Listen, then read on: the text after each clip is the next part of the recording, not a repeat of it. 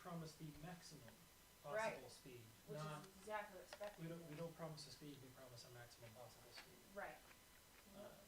So because theirs actually fluctuates really dramatically. That's super annoying. Sometimes ours just goes out. When you thought I was talking to Floki on the couch this morning, remember that? Yeah. Yeah. What's up? I was pulling a stitch out of his knee. I had missed a stitch. And Wow. I thought it was that clamp that had busted. Mm-hmm. And it was actually a stitch that was getting inflamed on his knee. And it had actually come through the skin today. So I was sitting on the couch trying to figure out what the fuck was going on. So you think maybe that was really the problem?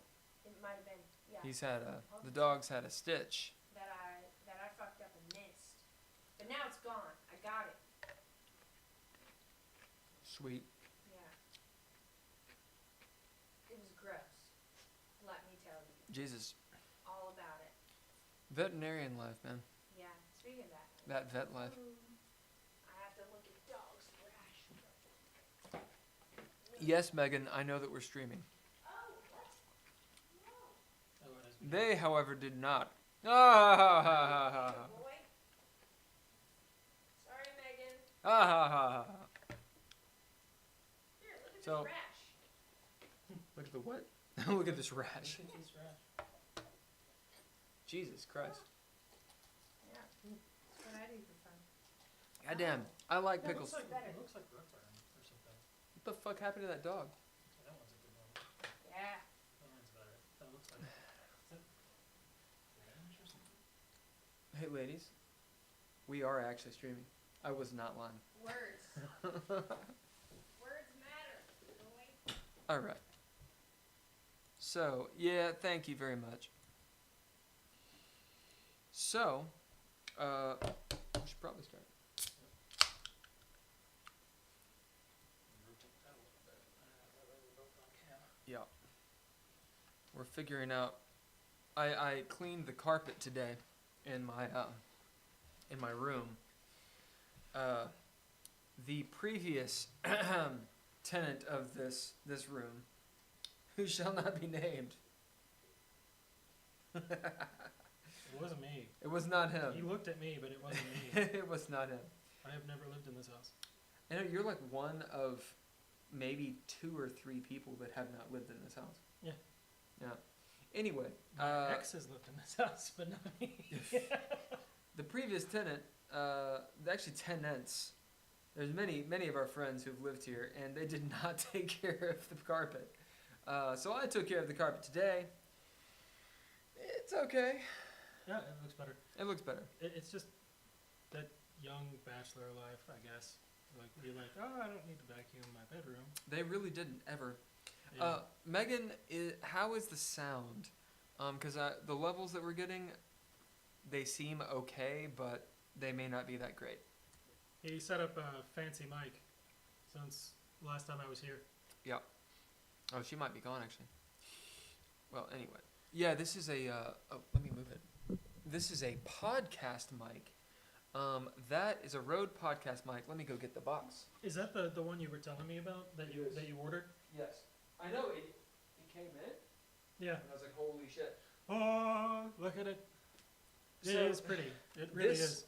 This microphone that we're using, it's based off of the Shure, S-H-U-R-E microphone of the very same design, supposedly. And the Shure version is like $400 or $500. This puppy is like $105. It's a dynamic mic. It's heavy as hell. Like, the thing seriously weighs like 3 pounds or something. Like, you could clock someone. But it's got an internal pop filter. It's dynamic, so you don't have to power it. I mean, it looks like this. And it being heavy, I'm totally down with, because that means if you drop it, it's not as likely to bust. It's made of metal and everything. And What was it in Snatch? Boris the Bullet Dodger. Weight is a sign of reliability. Reliability. It's kind of heavy, isn't it? Yes, it's reliable. And of course, it wasn't. Anyway, so So we might have to speak up a little bit because this is an isolating mic that only the top of it is going to really give you. Yeah. I mean, it's picking me up better than the others were. I mean, Okay. Yeah. Okay. Although I know when you say we, you mean me. I mean we, although I do mean you. It's this guy. Yeah. Let me see. I might be able to actually add some gain on here. I don't know that it needs it. I'm at that upper level of green when I'm talking. Yeah, that's the weird thing though. Is like, Like- we'll ask because I actually am technically adding gain Oh, through the yeah? compressor, Okay. right? So the compressor, what that'll do is, it'll make it so if we're really loud or if we're really soft, it compresses the waves on the loud waves Right. so that it's all about the same. And then you add gain to boost the soft parts. Right. Right. You wanna boost the floor of the sound, and you wanna compress the peaks, so that way you don't blow people's eardrums out that are listening to headphones. Explode. They explode. They explode. Okay. So we need to hop on the "We Are Here." It's sturdy. If it doesn't work, you can always hit them with it. Correct. Yes. All right. So let's do this thing. All right. Let's talk a little bit about what we have going on. Ben has done some work. So Bill covered the bestiary last week, but before that we had left off at the end of Module 3, and we were jumping into what we call expertise. And we had written up this massive singular module detailing expertise of all sorts. And I split that up into 3 modules. And it actually worked out because that means Module X is actually Module 10. And it's good. Times are good. Module 4 is now a general introduction to expertise. And then it jumps into the more, I guess, what you would call mundane expertise, which are anything that's not magical or scientific. If it doesn't have anything to do with, like, technology, the marvels of science, or the art of slinging spells and whatnot, then it goes in Module 4. The latter 2 are going to be what we call Theurgy and Magica. So here we are. Module 4, expertise. Well done. Indeed, I think y'all can see. I mean, they will see it no matter what. You will see. You will see. You will see. This will be interesting. The splitting it up into these different modules, adding 4, 5, and 6. I mean, it's going to make our task a lot easier, but it's also allowing us to have Module 10. Da-da. Module X. Okay. So, you want to start? Well, I think we need to say this flavor text together. Okay. I'm a bear! Yeah, so it was a joke. Oh, it says it right here. Yeah. The last words of Cameron the Unfortunate, a mage of the 3rd house, during his failed attempt at shapeshifting. It's a reference to a few different things. It's operating on a few different levels. There was a campaign where our friend Cameron, whom Megan will know, wanted to be a shapeshifter, like a D&D druid. A D&D druid. And we're like, yeah, you can turn into a bear, although it might not be good. You might not like it. And so we had this headcanon, the 3 of us, me, Will, and Cameron, about him turning into essentially an inside-out bear or something from, like, John Carpenter's The Thing. Yeah. And just, screaming in his last moments. And, yeah, it's a reference to the fact that in our Magicka, the possibilities of magicka have been splintered. And so some of the things that you could do with it are now lost. Because it, the sum is, or the whole is greater than the sum of its parts. We're not slinging true magic anymore. It's component pieces. Mm. And so it's a lot harder to do something like shapeshift. Yeah, and on that note, just the idea of in Dungeons and Dragons, and you are a much better authority on this, so correct me if I'm wrong or whatever. Essentially, you have spells in D&D. In D&D Dungeons and Dragons, you have spells, and if you have a potion or a scroll or some sort of magic item, basically what those magic items do is they do the spells that a wizard or sorcerer or whatever can cast. And so you'll have like magic items that essentially all they're doing is just, it's another way of casting that spell.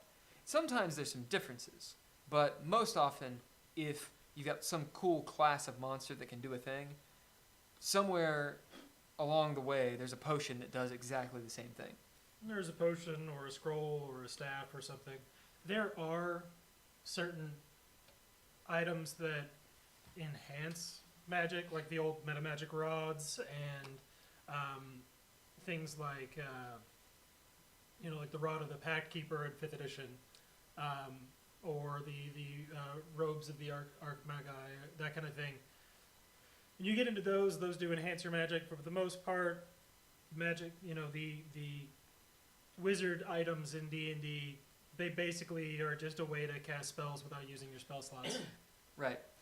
And that is completely not the same thing in DreadLore. So in DreadLore, as we're about to get into expertise, magicka is within expertise. So expertise is that umbrella term. Magicka is underneath it. So is this thing we've been calling theurgy. Theurgy is the science, the pseudoscience. That's where you get into alchemy and whatnot. And they don't do the same thing, ever. Like, there might be some overlap, but it literally is like... this is going to be a terrible metaphor. But it literally is like... You have like two colored markers. It's going to be... Prepare your butts. He's not good at metaphor. This would be terrible. He's not good at metaphor. You could have... Imagine like you have two colored markers and they're both blue, right? But they're different shades of blue, right? You could say they're both blue. Hey, give me a blue marker, right? This is terrible. Hey, give me a blue, and they give you a marker. And you're like, and great. It's cyan.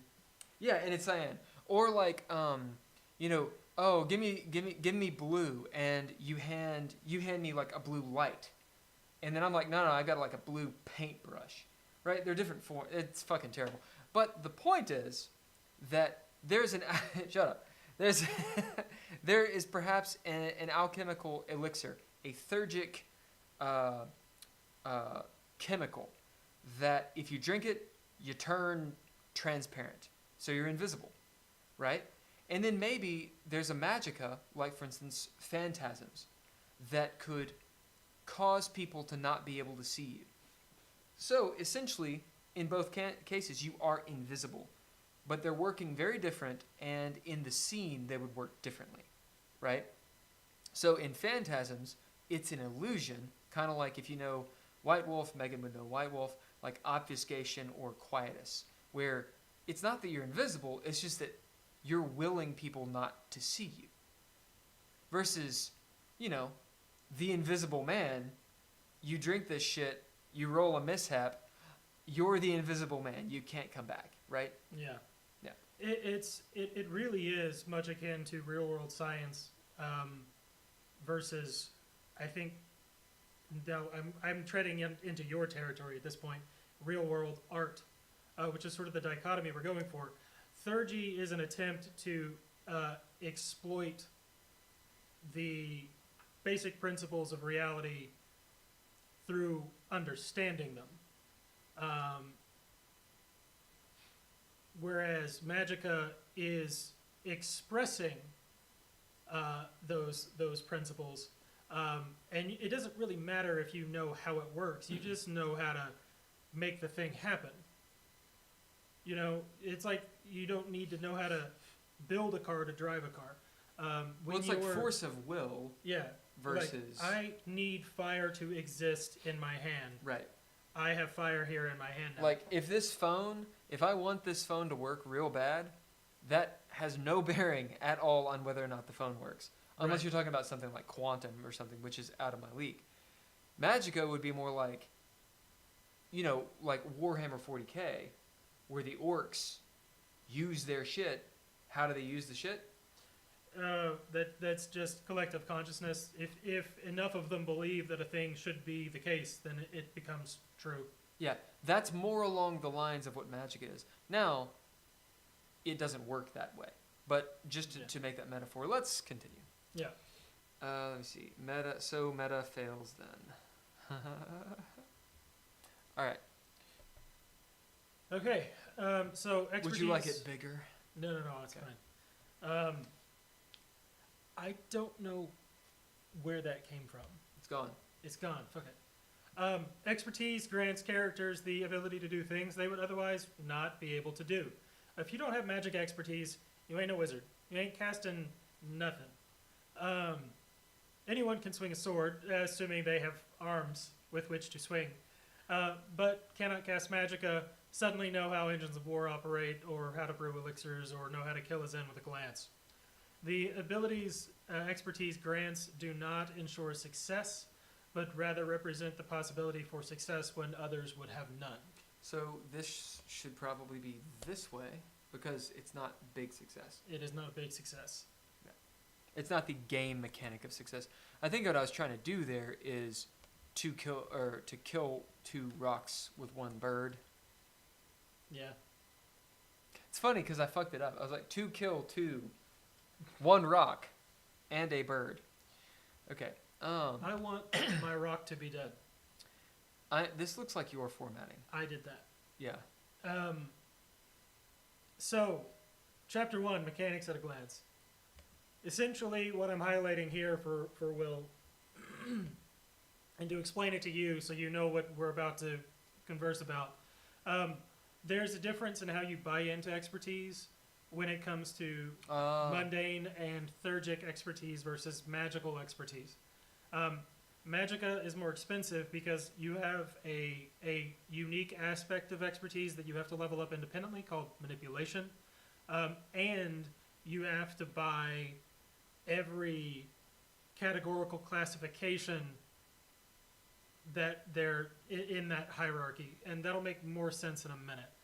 Actually, if we he said no. If we scroll down here to Scrolls of Magicka Training. So, in order to be able to use Magicka, you have to buy Scrolls of Magicka, one of the Scrolls of Magicka, which could be gray, it could be natural. So let's go with natural for now. So you have to buy the natural scroll, then you buy one of the circles, so let's say Circle of Air and Flame, and then you start buying what we call discoveries, which are actual uses for the Magicka. When it comes to every other kind of expertise, you just buy the thing that you want. So Tome of Philosophizing, if I want to be a philosopher. And I think that needs to be unified, which is the argument that I'm putting forth here. You have to advance into the broad type, as in the scroll, so natural. Then advance into the subtype,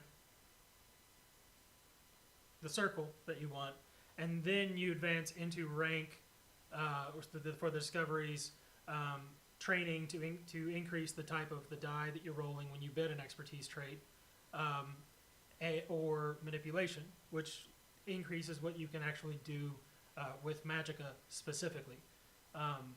So let me understand. This proposal is from the top down here. 1, 2, and 3 are the proposal, correct? Yes. Okay.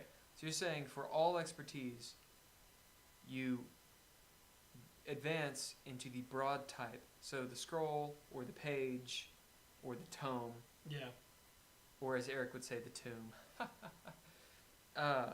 Then you have to go into a subtype, which is,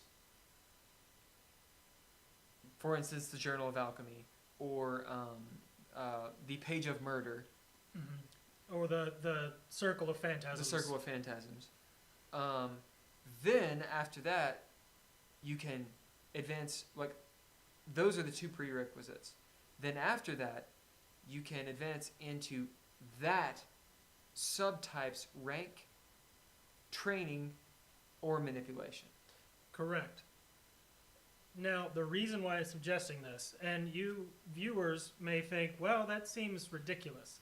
Well, maybe it is. It's actually a very easy concept. So, like, even without this, We're talking high concepts right now, Right. without them having a basis for Right. understanding. And right. this is unfair, and I apologize. It is actually very straightforward. Like, if you had dice in your hand and we could just be like, hey, as in, like, if you were in front of us, we could explain it to you in about 2 minutes. And you'd be Yeah. like, oh, yeah, I get it. But it is so hard to describe this. So, yeah, that's why we said modules 4, 5, and 6 will be hell. Yeah. So, jumping into this again, broad type, subtype, that was placeholders. I didn't know what to call them. That was a concession for, like, that was me giving up to come up with a term. I and think I just it wanted works. it done. Yeah, I mean, it's workable. And if it sticks, it sticks. But I am the opposite of married to it. Yeah. The long and short of it is, that is how it works for Magicka expertise right now, but not the other two. The initial reasoning was that Magicka is more interesting and potentially more devastating when you get into it, so it should be more expensive to get into. Sorry. But then we added manipulation, and the other expertise don't have that. And really, they don't need to have it. It doesn't necessarily make sense for them to have it. So you're already, adding another like 30% more that they have to invest in than anything else. And so them having those 2 extra steps to buy into compared to the other 2 forms of expertise, it seems superfluous. Now, the benefit to you as a player for buying it in this way is you get 2 more character traits. And they're technically expertise traits, which makes them powerful, and you get an extra die when you bid them when it's appropriate. So they're worth having. And that's why I say make them all have to buy it instead of make none of them have to buy it. But I think that uniformity will make the game easier to explain to new players. So, Any of your thoughts?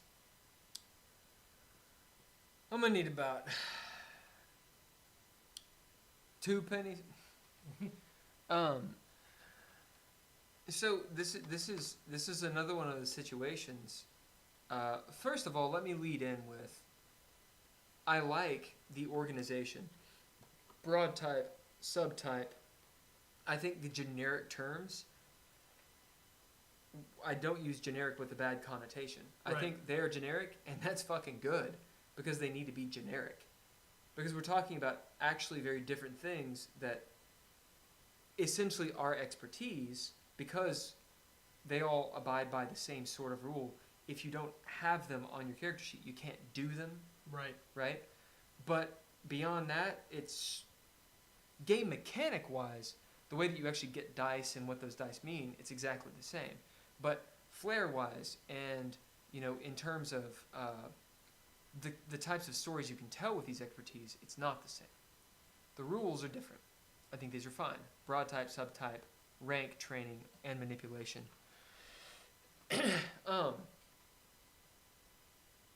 However, there's a lot of ways to skin a cat. There's complexity. Like, there's no way to reduce the amount of complexity without changing the rules. there's ways of expressing things in a much clearer way, Yeah. for sure.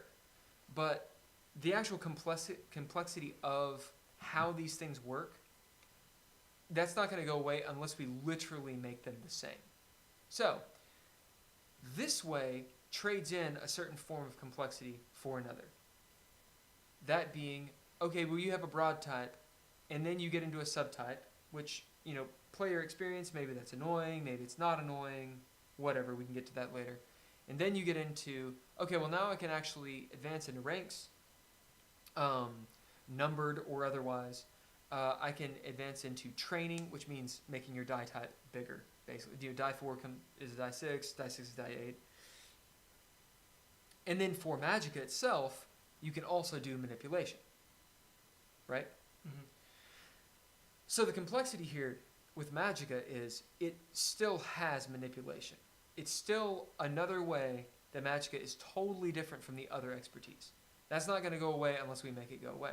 I don't think it should go away. That also doesn't account for Malphasia, which is corrupted magic. That's a completely different way. It also doesn't talk about the houses, Mm-hmm. which is a completely different way. So there's 3 or 4 other ways that Magicka branches out that the other expertise do not, that we have to explain. Right. And this, in the beginning, it allows people to say, oh, expertise works this way. That's nice. You buy broad type, you buy subtype, then you get into the grit. Right. And that's cool. Then you find your complexity once you're in the grit. The only change, and here's Which is where, literally what we're doing anyway, right? So we are in agreement about all of this. Yeah. The struggle with this is in testing. What we found was that players having to buy that extra trait. So the only difference between Magicka and the other 2 forms of expertise, initially when you're first buying into the expertise, is whether or not you have to buy that broad type. And over and over and over again, amongst seasoned DreadLore players, we were finding that they were getting confused and they were buying into expertise in an inconsistent fashion, but either buying the broad type for all their expertise or not buying the broad type for any of them. And I think aside from the people who wrote the game, no one else got it right. And I think that's the problem I want to fix. Should they have to buy the broad type or not? And I think it should apply to all expertise. And then Magicka is still going to be its own thing, but at least that way getting started with expertise is uniform. Because if they're worried about the complexity of Magicka, the answer is don't play a wizard. Don't play a wizard. Spellcasters in any game are always going to be a little bit more complex. They're always going to require a little bit more lateral thinking and creativity. And if you're already learning a new system, it is sometimes better to play the simple character and then shelve the more complex character, that you're envisioning for maybe your second series of games. But yeah, I think that this way we only have to explain buying into expertise the one way. Let's move forward with that in mind. Okay. And I'm kind of banking on the fact that it's module 4 expertise, so it'll just kind of work. Mm-hmm. And then we can revisit this if we come up against rub. Right. Because the organization of it, I've got no problem with. It's Yeah. just, is it one of those things where it's like, okay, we have to buy something. Do we have to make up something to make it work? Mhm. Does it conflict? We will find out. Let's go. Now the issue, and it's immediately going to rub. I'm warning you now. The issue with this, if I may. I was going to put they. Oh. I must do it. Okay. The issue is that this organization really only applies to this first paragraph. I highlighted the examples because they will need to be updated with the new process. Of course. But we're really not changing anything other than buying the broad type or not. Jumping into that though, with Section 1, gaining and improving expertise. So should we not read that first part? Well, we should. Okay. It's going to start rubbing here in Section 3. Yeah. The real question is, are we rewriting it to refer to reference broad type, subtype? I don't think we need to. It really is not going to come up other than that initial thing. With the examples, it will be clarified, and then there will be the charts or the diagrams showing the hierarchy of they're clearly Diagrams. That'll happen in about a year after the Kickstarter. they're already in here. We have diagrams? Well, they're like bullet pointed. I keep on looking at the mic. Ever since you told me that you kept on looking at the mic, instead of like thinking the mic is a camera, now I think the mic is I've done it at least twice Damn tonight, it. but I am getting better. Damn it. Um, Real quick. Hey, Megan, is Vlad around? Or I guess... I don't know if he would be. Who's on the channel? Say something in the chat so we know who you are. Okay. Chapter 1, Mechanics at a Glance. A player begins their advancement into a specific area or tree of expertise, whether a journal, page, tome, or scroll. Those terms will likely change. Into broad type and subtypes. Yeah, by choosing one of their titles within that expertise. They gain it as a trait, which they can then bid during the dread or throwing down. They must do this before they gain any ranks within that expertise. I'm not going to change it because we're going to Yeah, change it back. Okay, we'll skip the examples. we need to skip the examples for obvious reason. Okay. Section 1, Gaining and Improving Expertise. Unless otherwise noted, ranks and expertise grant new abilities that are successful if uncontested. Dun-dun. In many cases, such as with Magicka, these abilities can't contractions, my man. These abilities cannot be performed at all without the associated expertise. I don't know what I just said. In many cases, such as with Magicka, these abilities cannot be performed at all without the associated expertise. I feel like I just said the same thing twice. You did read it twice in a row? For No, clarity. I'm saying the Oh. second sentence. Unless otherwise noted, ranks and expertise grant new abilities. In many cases, these new abilities can't be performed at all without the associated expertise. I think the clarity that the second sentence gives is good. The clause about successful if uncontested muddies the water. We can clean that up. Let's read through the rest and see how we feel about it. Okay. All that is needed is for the player to bid, and the trait being bid does not have to be an expertise trait. The environment, situation, or antagonist could be the culprit of contesting any action. Yeah, I think we can get rid of the comments about contesting your action because all of that is talked about in the early mechanical intros. So what this is basically saying is that having the expertise, having advanced into the expertise for your character, allows you to use those abilities in the dread or when throwing down, whether you're bidding those expertise traits or not. You can bid any appropriate trait on your sheet to use those expertise abilities. You only need to bid expertise traits if you want to take advantage of the extra die. But they don't know it yet.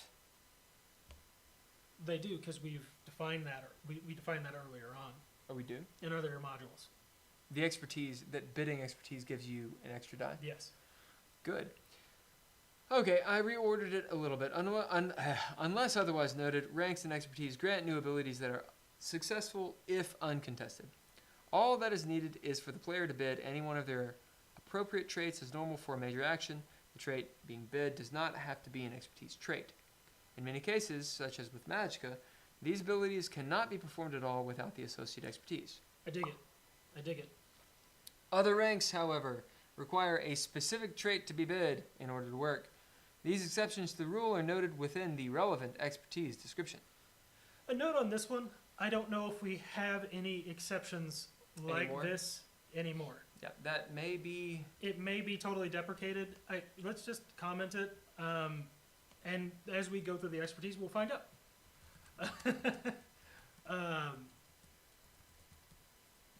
But at one point, we did have things that. Oh no!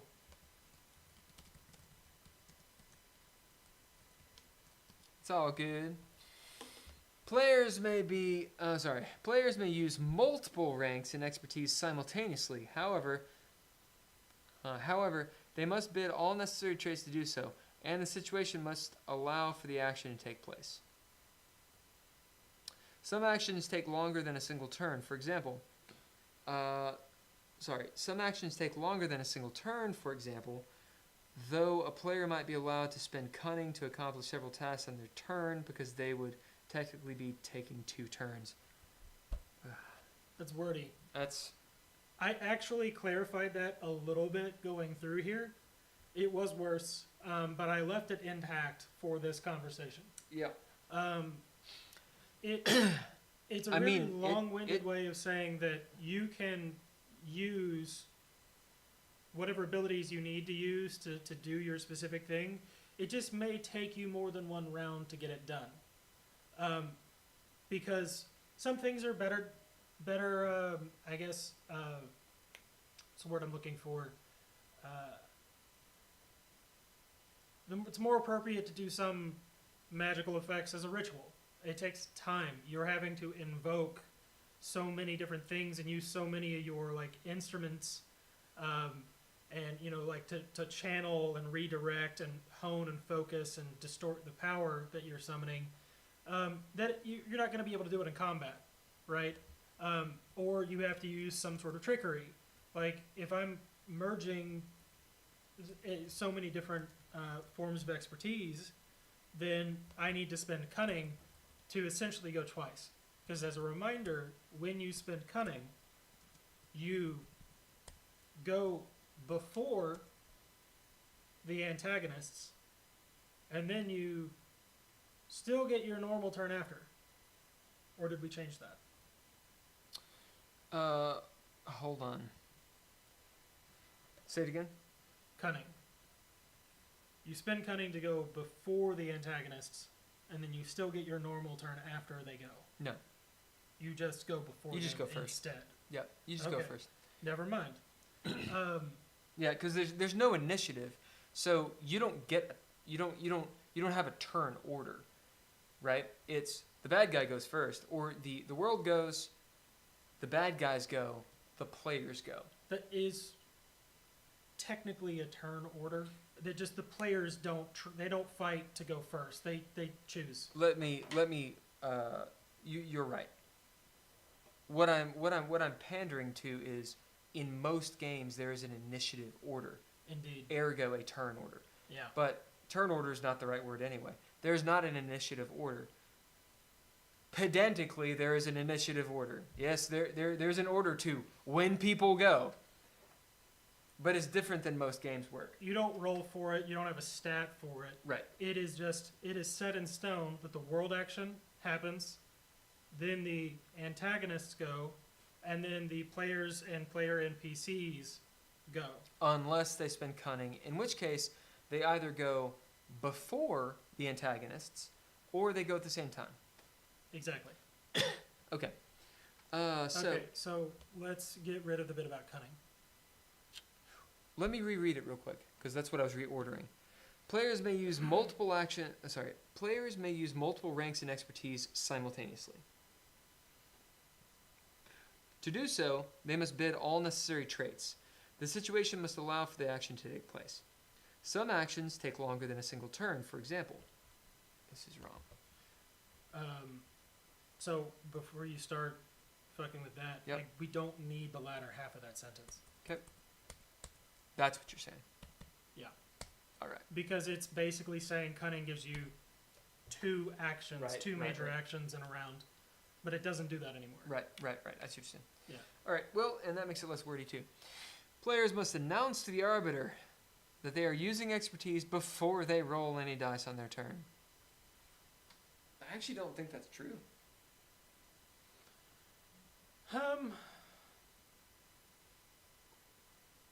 I mean, it's one of those things where, like, I'm not sure why we had it, because basically before you roll dice, you should be announcing your action to the arbiter. Yeah. Like, that's the thing. Like, you have some players who are like, yeah, so I got like 220s in D&D. Well, it makes sense because you always have to roll. So you already rolled your dice, right? You do it, I do it, we do it. Especially if you got like fucking 6 players and it's taking forever. Yeah. But in DreadLore, you might not have to roll. This, Even if other people are throwing down, like I've noticed when I run, and maybe you've noticed this as well, people will go, like they'll have their action in mind, they'll make all their die rolls, and then they'll be like, oh yeah, I got like 6 successes, and this is what I'm trying to do. To which I'm like, as the arbiter, God damn it, as the arbiter, I'm like, whoa, what were you trying to do? Because you may literally not have to roll. Oh, I wanted to cast a spell and burn that motherfucker. Yeah, you fucking burn him. Roll your chaos die, which we'll get into later. Chaos die means your spell could fizzle and fuck up. And they're like, oh, well, how much damage is it? And it's like, well, we'll decide what that is. So you really need to announce your action before you roll any dice. indeed.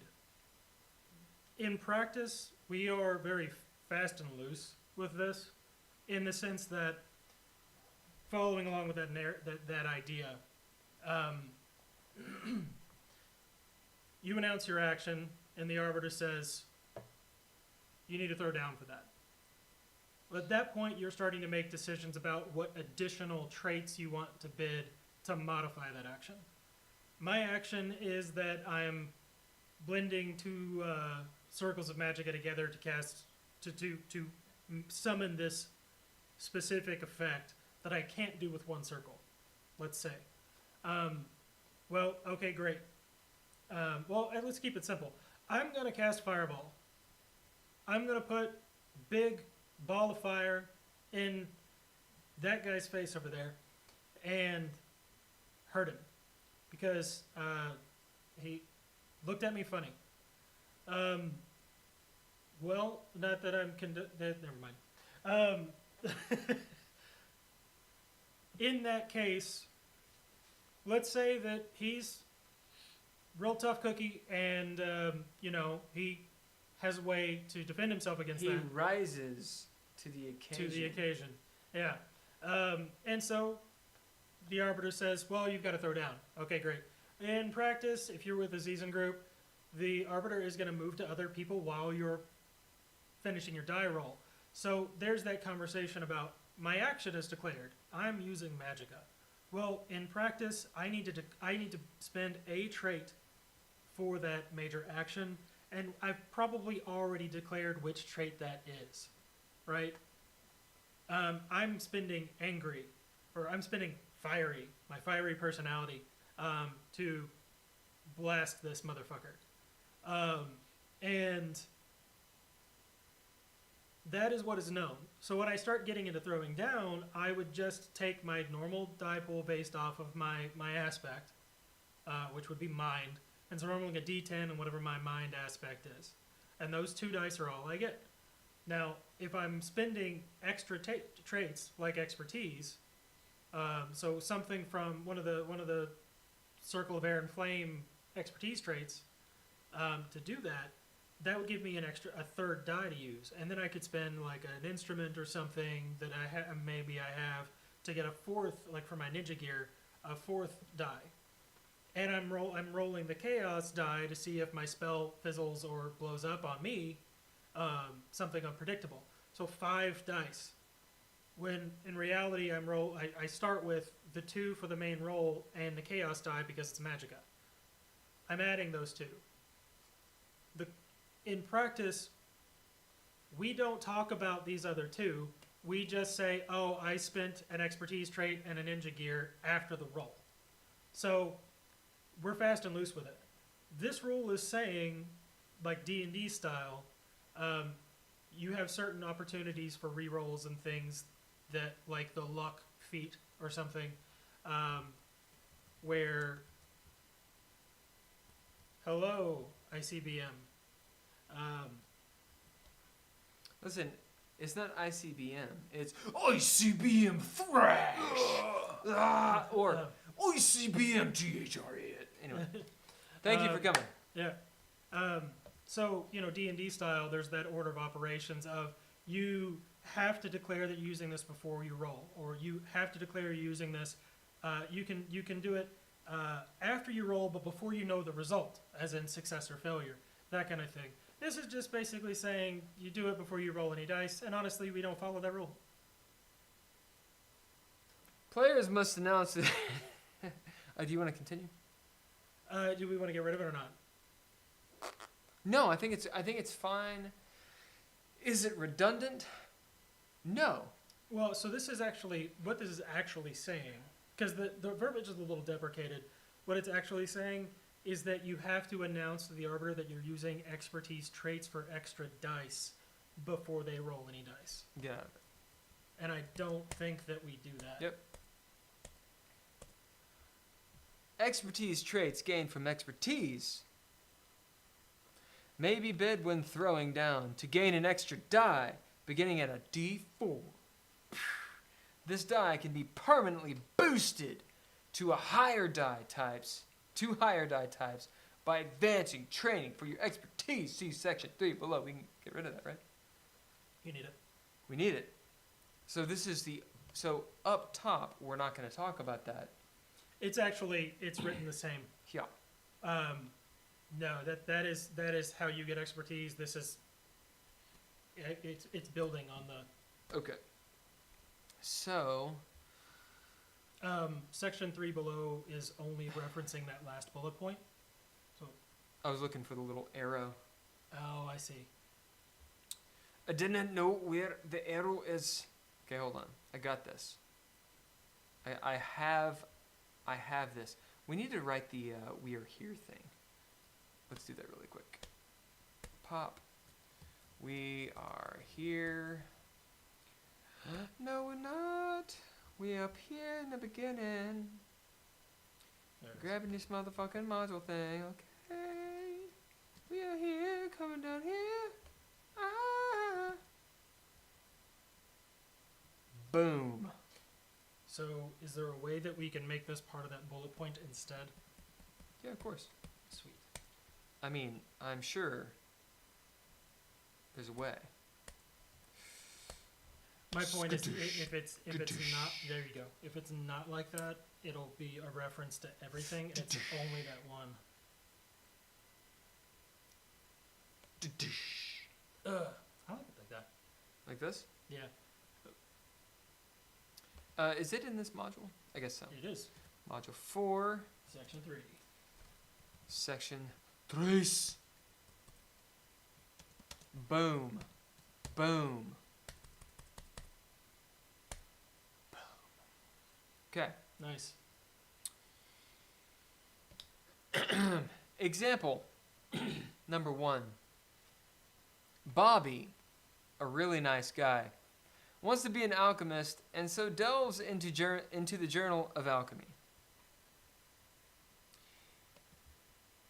Sorry, I'm in your way. He purchases the first rank of Experimenter's Guide, called Happy Accident, and gains Happy Accident as a trait. Bobby can bid this trait during the dread. Swing. We don't actually. It's on throwing down, motherfucker. That's odd. Is it wrong?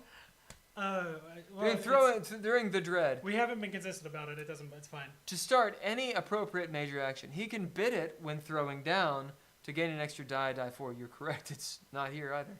Yeah. Okay. We have maybe been inconsistent about that. I don't know which way it's supposed to be. Yeah. So it's not. I'm not saying which way is correct. Well, this is old. Yes, that is old. And also, this should be an expertise trait. Yep. Anyway, keep going. So, what that's trying to say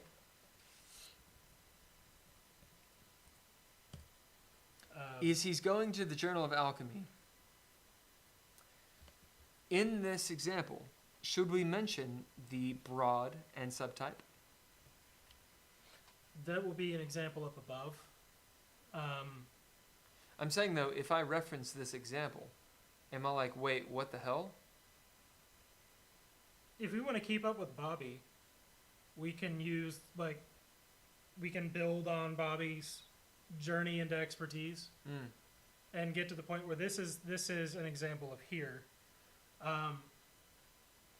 So we can bid this trait during the dread to start any appropriate major action. So we need an example up top that has to do with Bobby, a really nice guy. Yeah. Okay, let's make a note of that up top real quick. Just for consistency. Bobby, a really nice guy. Really nice guy.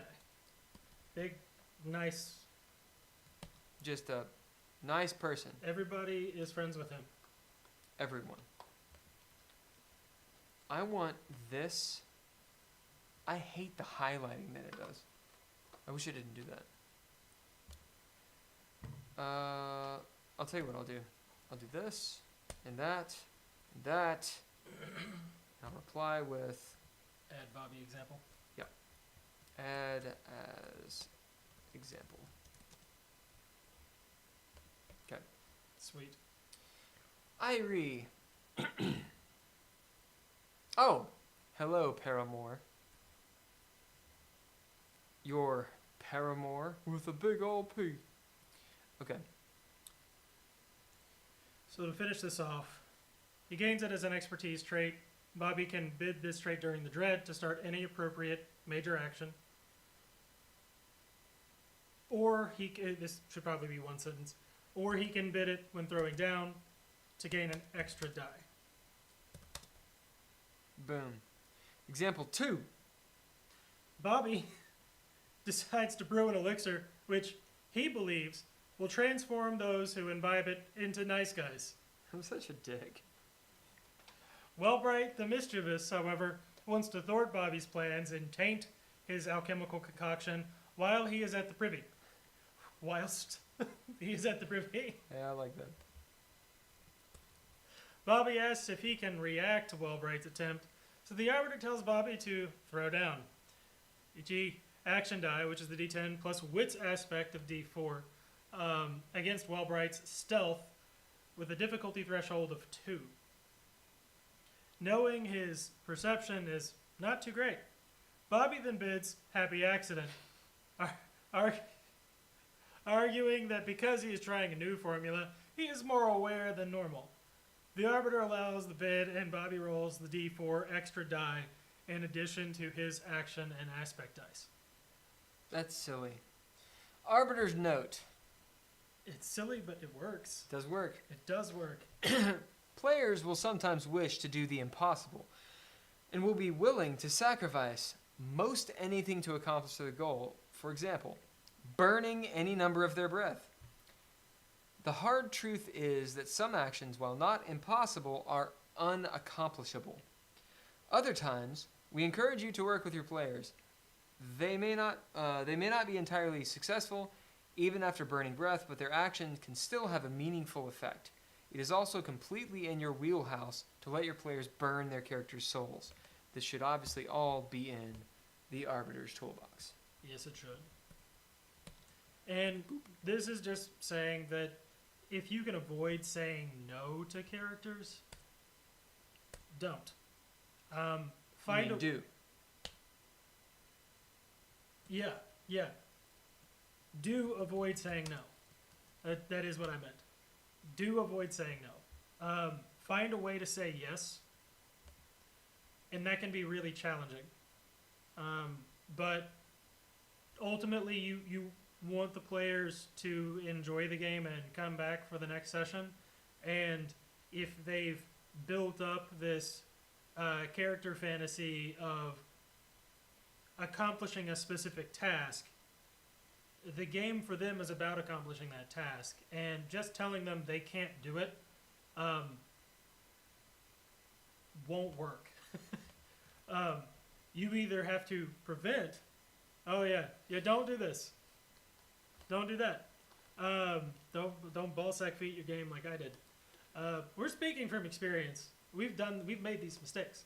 In the case of saying no, you have to take preventative measures to try to preempt players from making unhealthy or unrealistic objectives and goals, which we bake that into DreadLore by having them get their goals approved by the Arbiter.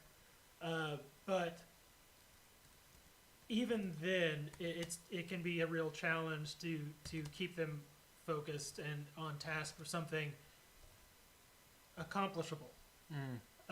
And in those cases where your back is against the wall as a storyteller, find a way for them to accomplish something meaningful, and make them pay out the nose for it. Yes. So that they really can only do that, every, 20 sessions or so.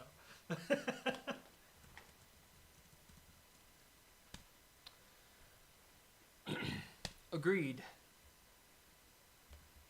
We have a whole thing about the mixology of players' tiers. Using them as like bitters. It's delicious. Section 2, types of expertise. Indeed. Now, do we need anything dealing with broad? These are the broad types. Okay. So broad types of expertise. The broad strokes. The broad strokes. The broad types of expertise. I don't think that has the same ring that we want it to. Nope. Nope. As in, if someone says the broad types of expertise, what? They're like, you can't call women that anymore. Truth. It's 2020. Yeah, and that's not what we're referencing, but that's kind of what it feels like to me. Maybe it's something that can be edited in the actual book though. If we get rid of the definitive article, I think it sounds better. Broad types of expertise. All right. Journals of Theurgy. Theurgy. The long-lost workbooks of theurgists and tinkerers that shine light on the foundation of alchemy and sprach. These great pseudosciences of the realms are distilled and inscribed into 3 journals. Big old J journals. Big old J's. Alchemy, marvel making, and weird astronomy. Note, the broad type and the subtype have the same name of journal.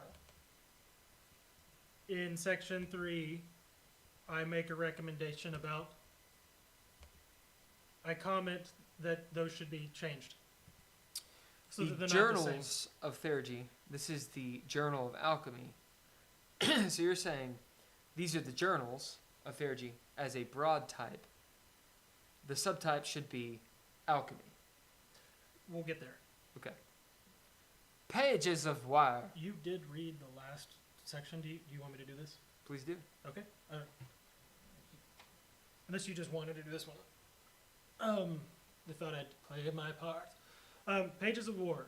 The endless violence of Craster, distilled into a grimoire known as the Athenaeum of the Cowl, which presents how to end life, whether by strategery, mano a mano, or through treachery. Tomes of Mastery, a library of coveted, illuminated... Tomes of Mastery! Woohoo! Ding, ding, ding, ding, ding, ding, ding, ding, ding, ding. Sorry. A library of coveted, illuminated manuscripts jotted down by the pupils of great masters. All kinds of spheres of influence are represented, from philosophy to soldiering. Whole lot of sucking dick there. That's right. Not in the soldiering part. Never. Maybe the Spartans, maybe. Never. Dude, the Spartans were all about it. So I was going to make a Navy joke. Oh, continue. I got nothing with the... I don't know anything about the military.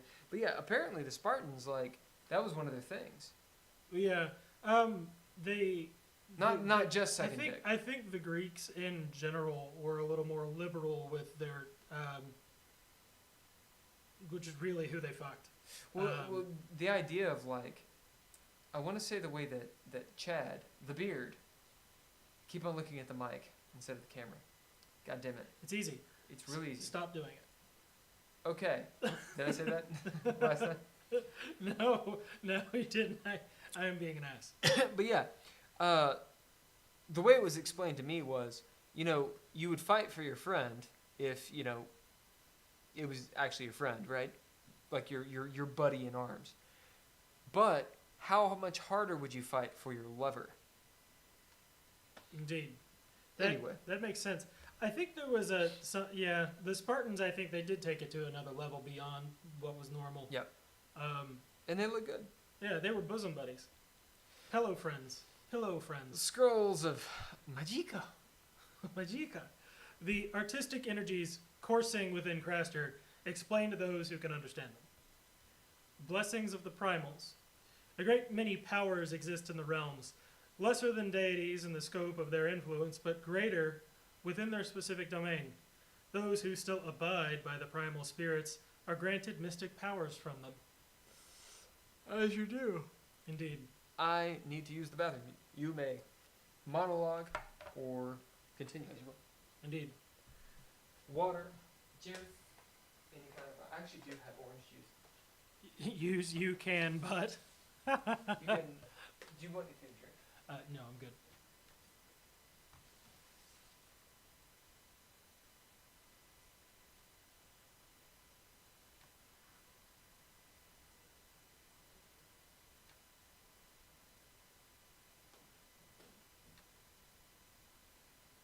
So,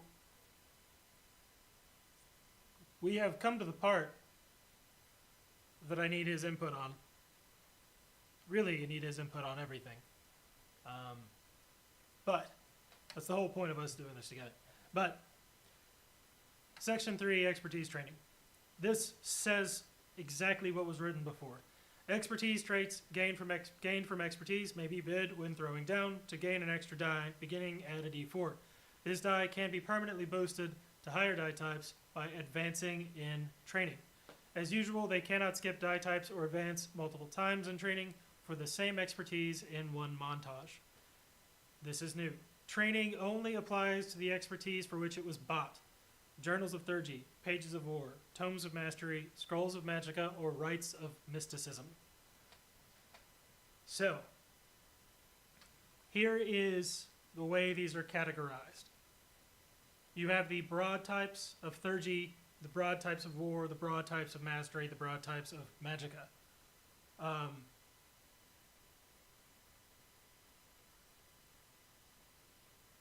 In a way. This actually isn't complete in the sense that the scrolls are, for Magica, you've got the gray and the natural, the unnatural, and bright. So, and then you have Malphasia, which is its own thing. And we will discuss that. It will remain a mystery to you for now, for at least 2 more weeks. But for this, what I don't like is that the broad type, the name of the broad type journal matches this. And in theory, like within the game world, it actually makes sense. In the narrative, these are the journals of Theurgy. Well, which journal is it? Well, it's the Journal of Alchemy, right? That's why we did it originally. And I think that's why he did it originally. And I like that, and it makes sense. But mechanically, when we're using these as advancements, it makes it that much harder to explain to people. And so if we use different words for the broad type than the subtype, it should help. For example, I just started throwing out placeholders. manuals of Theurgy. You know, one of the manuals is the Journal of Alchemy. The Treatises of War, or the Page of Black Agnes. The Tomes of Mastery. This is the Book of Commanding, or the Dissertation of Commanding. That sort of thing. And we'll see how they feel about it. Magicka is already resolved. It has scrolls into circles. And then for Rites of Mysticism, they have this. It's just different. We gotta fix that. I didn't have an answer.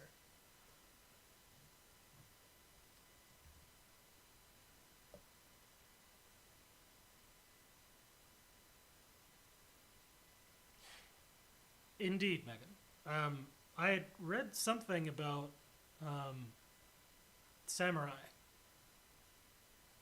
doing something similar as well, since they just weren't always around their families. And in many cases, they couldn't be for prolonged periods. But yeah, I said what I said about Spartans specifically just because, I don't know, it was a very Greek thing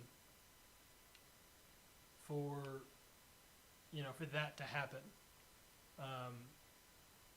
And monogamy does seem to be a fairly, I think you had a lot more variety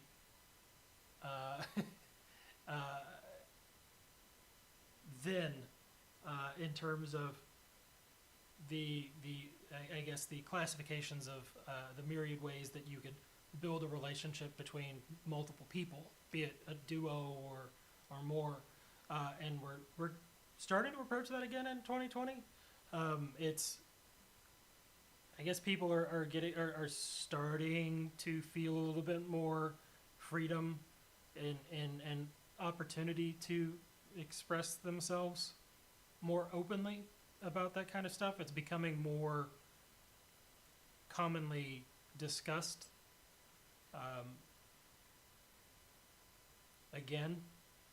But I guess that's really off topic. Sorry. Has nothing to do with gaming. Other than making sure that all kinds of people are fairly represented in your stories. So as a storyteller and a writer, it does matter. Absolutely. Yeah. Any questions that we've gone over so far? I'll just remind you all, we are focusing on expertise tonight, so that does mean that they are character traits that you can advance into or invest in other words, that give you new abilities that you would not otherwise have. The traits that you actually get when you use them in the game, you can use them as standard character traits as long as the actual name of the trait is appropriate for the action you're attempting. You can use it as a character trait, or you can use it as an expertise trait when you're using the ability that expertise grants you. And if you do it as an expertise trait when throwing down, then you get that extra die. And that potentially will make you more successful. It's essentially power to affect the scene more dramatically.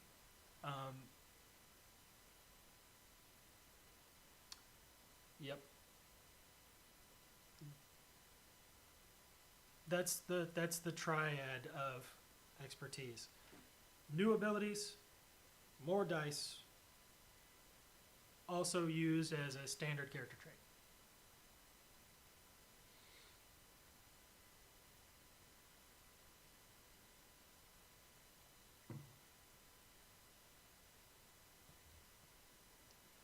I am just going to move on. So, for this, just dealing with the journals of Thurgy. If we were advancing uniformly in these expertise, you would buy journals of Thurgy. You would advance into journals of Thurgy. You would then advance into Journal of Alchemy. And then you would advance into things you can actually do with that alchemy, right? If we were to take something that we can actually get into, let's talk about the Pages of War. You advance into Pages of War, then you advance into a Page of Murder. Then you start buying the ranks of that, or buying the ranks of training, and you can alternate that. Remember, training gives you the better die when you're rolling. The other thing gives you new abilities. The ranks give you new abilities to use. Welcome back. I was stalling. So this is the recommendation I was making. What I had told them was that I believe what you were trying to do made narrative sense here. These are the journals of Thurgy. It is a set of 3. Volume 1 is the Journal of Alchemy. They're all Thurgy. They're all journals. Makes sense narratively. It makes it harder to talk about when you're telling people how to advance through them mechanically. So the recommendation I made was change the name of either the subtype or the broad type in all cases. Magic is already done. You've got scrolls and circles. Scroll of Bright Magicka. Words of Power. Circle of Words of Power.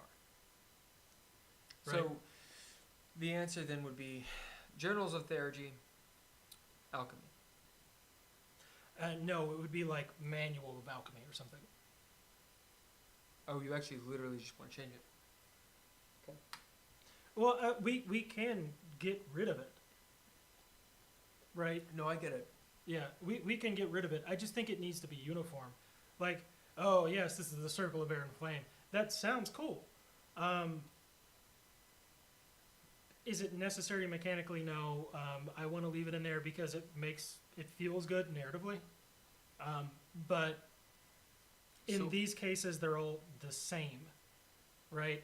If we were to change this to something that referenced a book with pages on specific topics, like the Treaty of War, I said treatises of war, and then you've got the pages within those documents. These are the journals of Thurgy. Well, this is the manual of marble making. Yeah. I just pulled synonyms as placeholders. That's really what I did. I think as a naming convention, Thurgy equals magic science. Tessellation coil. Tessa, is that actually your YouTube name? Because if it is, I applaud you. I really like it. Yes, Theurgy is Egyptian magic science, and that's where we got the name. Or yeah, that's where we got the name from. Did I get the name? It came from when we were talking about thaumaturgy. Yeah, thaumaturgy. Yeah. Yeah. And we just shortened it to Thurgy. I could have sworn I got it from magic or from Egypt. Yeah, it was a series of conversations that you and I both had, and we locked it down to Thurgy. We rendered Thurgy from all that. Egypt was definitely giving them colors. The Tome of Blue. Hold on a second. Let me throw something. Fuck that ball! The ball is broken.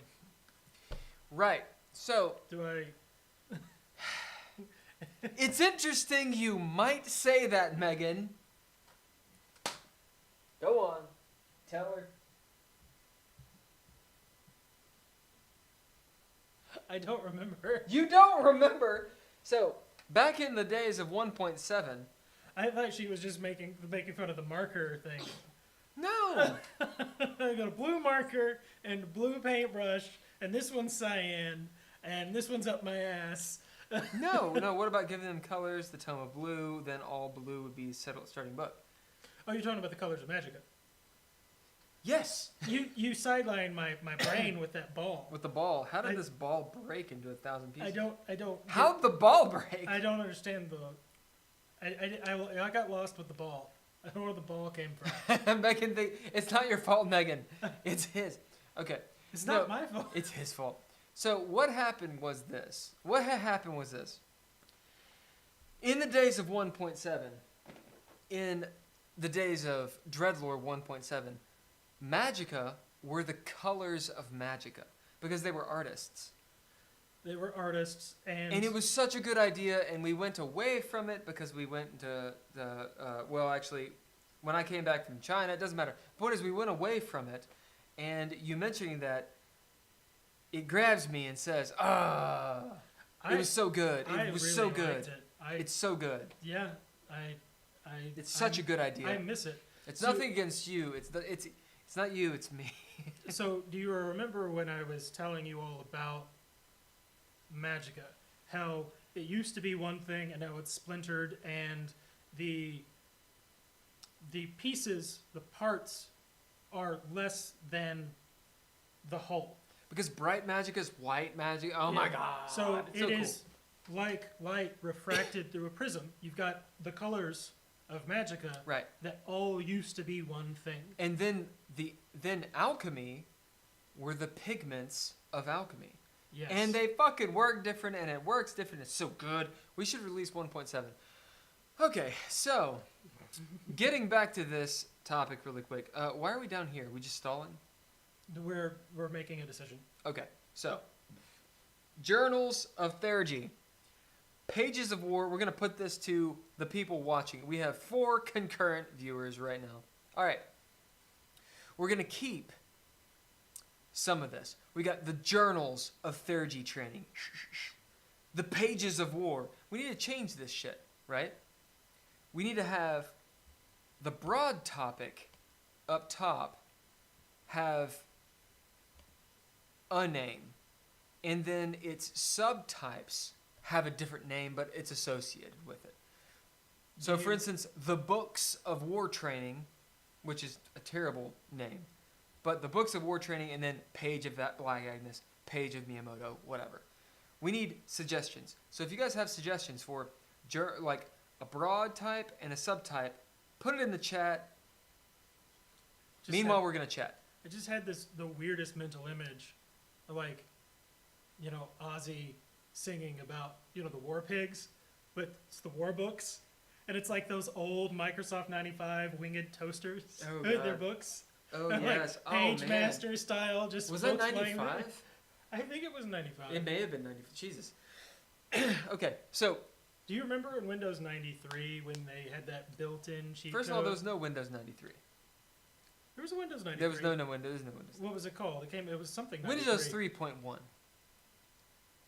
It wasn't Windows 93? No, there's no Windows They 93. never called it There Windows was no. 93. It's totally out there. I'm sure someone's gonna like throw a GIF and be like, You're just fucking with me. No, I'm pretty sure there's no. Windows 95 was the first one. Look it up. All right. We're waiting for them to render an opinion, right? All right. We're just chatting. Windows 93. I'm pretty sure it was Windows 3.1 or 3.0. Yeah, Windows 95 was the first one. Windows 93 would ship together with MS-DOS 7.0, often a more... buddy. I don't see a Windows 93 on there. Oh, well, let's find it. Windows 93. Redirected from Windows 93. Okay. Hold on. We gotta let them see what we're doing. Boop. We're using Wikipedia. Alright, so I contest that there is no such thing as Windows 93. I think it's Windows 95. Windows 93 doesn't exist. Oh, what is that? Okay, Windows 93. Windows 95. Click it. Well, hold on. What does it say? With possibilities. Okay, nothing. So, Was it in Windows 3.1? yeah. So, this is the first operating system in the 9X family, the successor to Windows 3.1, and was released to manufacturing in 95. So, it merged the Windows and MS-DOS programs were products What- which were no. separated originally. No, what it did was steal the Macintosh OS. That's what it did. Yeah, that's fair. I had Windows 1.1 on my 8088 4-color graphics computer, which we upgraded to have a Nice. hard drive. And that motherfucker was useless. Now check it out. Oh, it became known as Windows 93. Yeah, So there is a thing called Windows 93. What? the development of Windows Chicago was planned for a late 1993 release and became known as Windows 93, also known as Windows 4.0. It was the decision was made not to include a UI, a new user interface, as this was planned for Cairo and only focus on making installation, configuration, and networking easier. 93 would ship together with MS-DOS 7.0, offering a more integrated experience to the user and making it pointless for other companies to create DOS clones. DOS 7. It could optionally run on top of Windows 3.1, kernel code called But it Cougar. didn't happen. It was theoretical. As it was planned for a 1993 release, it became known as Windows 93, but it never happened. That is some Maybe. anecdotal shit. So, Nice. For- I did not know there was such Yeah. a thing ever called as Windows 93. yeah. Yeah, see, I used Windows 3.0 and 3.1, which were essentially the same. So there was a Windows NT, Yeah, that's 4.0. networking. which is different, but Yeah, it did exist. But no one So- used that. No, but the thing is, though, I know you know a little bit about my mother's background. Yeah. That's The why. reason- That's why you know The that. reason why I had a home computer Ah. so early on is because my mother was an IT professional prior to the advent of the internet, and like this, she had one for work, and I could swear seeing a Windows 93 boot screen in my childhood. Here's the thing. You're probably right.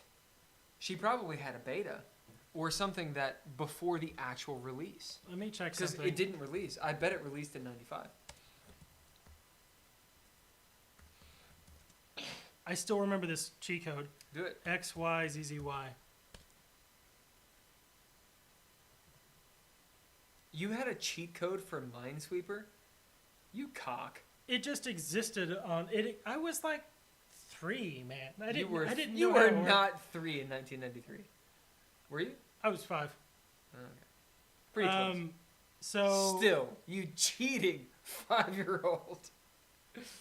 I actually didn't use it. It was something that my mom showed me because she thought it was cool. Did you use ILM? ILM? Windows 3.1 Easter egg. There's a Minesweeper cheat? Yeah. What the fuck? So if you in Windows 3.1, Oh, that is bullshit. in Windows 3.1, if you have Minesweeper open and you type in like with it as the active app, if you typed in XYZZY, there'd be a little white dot in the top left-hand corner of the screen if you were hovering, if your cursor was hovering over a mine. That is bullshit. Dude, I was in middle school playing some hella Minesweeper as well as Wolfenstein 3D. Anyway, so technically, They got rid of it in Windows 95. as they should, because cheating's bullshit. Technically, there was a Windows 93, but it was never released to my knowledge. That's interesting. I feel like my mom had a copy because she's been a Microsoft certified developer like since. Dude, maybe you're Yeah. right. Maybe you're right. She probably had an Oh, unreleased copy. what did I just do? I fucked everything up. Everything's fucked. don't I know. fucked it up. Admittedly, I was 5. I was a child, and I may be misremembering. All right. We're back. Just tech, diff. Okay. Okay. So we actually have a few ideas here. So Books and pages, scrolls and parchment, tome and codex. I like codex. Yeah, codex is real cool. Although, which one's bigger? A tome or a codex? I don't know that. Let's do definitions. Definitions, dictionary. I don't know why I just didn't type dictionary.com. I don't know why you just didn't type codex. Because I'm thinking backwards. All right. Codex. Word of the day, indigenous. How woke. All right. A choir of manuscript pages. Have you ever heard that term? A choir. No. Like spelled that way. Click it. Hold on. Dip it. Dip it. Get that. We'll do that in a minute. A choir of manuscript pages. Manuscripts are pretty good. Held together by stitching. The earliest form of a book. So a codex is a book. It replaced the scrolls and wax tablets of earlier times.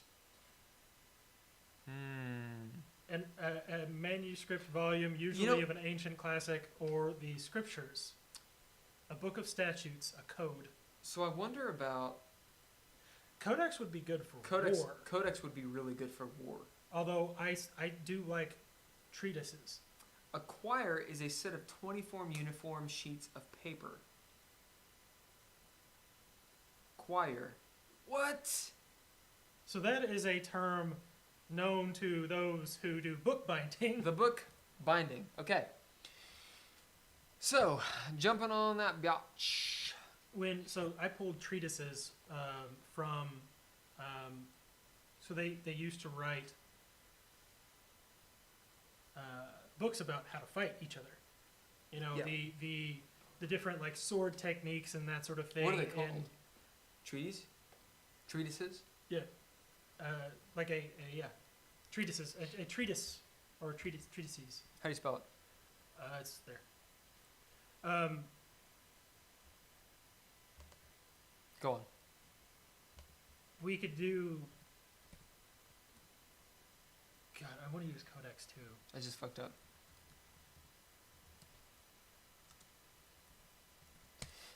We can. Journals of Theurgy training. Tomes of mastery training. So we could just easily have a codex. Codex of philosophizing. Or scrolls and circles. We'll keep those. Yeah, that works. So the journals, so scientific journals, that's where that comes from. Right, like peer-reviewed. Right. So we Journals. can have journals of Theurgy, and then what is smaller? Articles of manuals. Articles, manuals, codices. I mean, we could have, tome is just cool. A codex, why don't you say codex of mastery? Tome of mastery, codex of philosophizing. Let's find out the difference between a tome And a codex. and a codex. We know. Let me use my, I want to use my other computer because this, anytime I do, you look it up. My Warlock box. So, Use the Warlock box. So I know that we know now that a codex is at least 24 pages. No, a choir. Oh, right, because it is at least. Well, actually, it's made up of multiple choirs, so it's at least 48 pages. Right. That's like 4 score and, Oh, scores. 35 years ago. We keep on going from 4 concurrent viewers to 1. That's because Megan, holding fast. Thank She's you. a Thank you, champ. gal. Thank you. Okay. Naming conventions, man. All right, we're going to look that up. Meanwhile, I'm going to continue on. The hilarity. Did you do all of this? Or we have to do... We have to change the names, but we've Okay. gone through it, and I will do that off screen. Okay. I will do that off screen. Change names. Ben. We'll just say add Ben. There's a Wikipedia specifically dealing with the difference between words, and it's called wikidiff.com. Wikidiff. What is the difference between tome and codex? Elucidate us, please. But I think it is suspect at best. As a proper noun, tome is Thomas, given name. Whoa. What? A tome is one in a series of volumes. It is a large or scholarly book. A codex is an early manuscript book. Okay, so that answers our question. Tomes of Mastery, Codex of Philosophy. Although a tome is one in a series of volumes. So if we Codex did of Mastery. If we just did the Codex of Mastery and then the tomes. Oh. Yeah. Oh. Thank you, Megan, for such cool words. Okay. Journals of Theurgy, Journal of Alchemy. We need one for that. Manuals of Theurgy. Okay. Because that, it's instructions. Yep. This is how you build this. This is how you chart the stars. Make it happen, goddammit. Recommend change. It's happening. Oh, you already had it. Well done. Yeah. Fuck yeah. Yeah, I put out recommendations. You put out. As above, I suggest something like dissertation or book. Ooh, codex. Codex. Codex. The Codex. This is done. Rites of mysticism is a problem. Okay, the rites of mysticism. We need help here. Because, essentially, mysticism is worshipping the... It's not the old gods. It's the primals. So, primal spirits and that kind of stuff. That is essentially that is literally what it is. So, we have Bamola, Volca, and Mimir, which are actual primal spirits. But beyond this, you could worship the sea. You could worship the mountain, Crom, that kind of stuff. Crom. Although I'm sure that's IP, but as an intellectual property. So we need to work on that. Rites of mysticism. Why is it a problem? It doesn't have a broad type. I see. Um, The occult. We could do dedications. Or blessings. We could No. go back to blessings. No. No, never again. Dedications. Dedications. Okay. Well, no, like I say, leave rites and the dedication of Bamola, dedications of Volca, dedications of Mimir. Okay. Or I I don't care. I am perfectly Either fine. way is fine, but for some reason Well, I was thinking dedications of mysticism. Oh, it's so many syllables. it doesn't work when you do it the other way. Dedications of Bamola. Rites of Bamola. Do the rites and The rites just sound cool. yeah. Well, it's a good word. Someone who's Wicca, or who is Wiccan, help. Folio. Oh, folio's good. Folio's The really good. colophon is the ending of a book. Yeah, but colon is just one of those things I like to avoid. I'm not in the butt stuff. Folio is good, but there's the fiend folio in my mind, and It hurts your brain. it hurts my brain. Um, What's something like witchy or paganisty? we'll pull out the old You know? digital thesaurus. Yeah, that's right. Like the Havamal, right? Mm. That's like the poetry. Ooh, poetry. Poetry of Bamola. What if it was just? What if it was the idea that? So you have the rites, which are things you do to invoke and evoke, right? It would be cool to have this whole mysticism thing like it's poetry. What about liturgy? I feel like that's so well. I mean, it is religious. Mm-hmm. The synonyms for rite are things like liturgy, sacrament, observance, formality, service. Observance. Yeah. Observance. That'd be cool. Ceremony. Tradition. Yep, tradition. That's it. Tradition. Well, do traditions of mysticism and then rites of Bamola. Okay, Unless you like it the other way. it's fine. Traditions. At least right now it is. Traditions. Let's write it and we'll read Write it. These are immutable things. Really? It's because I can't see what I'm typing. I know. That's why when it comes to everything that is before this, I'll just do it off stream. All right. Okay. Traditions of mysticism training. Rites of Bamola, rites of Volca, rites of Mimir. All right. So That's fine. That's fine. So let's talk about what all this actually means now that we've named them. So, will you miss this? This is more or less a copy paste from above. What's added here, the explanation of section 3 is a copy paste from what's above. What's added is that training only applies to the expertise for which it was bought, and those need to be updated, and I'll do that. Yep. Go on. It says what they're distinguished by. So when you buy training, so that's actually correct. The journals. It's just the whole thing. Oh, okay, I see. Because see, you buy the journals. Yeah. So you buy journals, pages, tomes, circles, and rights. Actually, if that's going to confuse, then let's make a comment so you know. No, that's fine.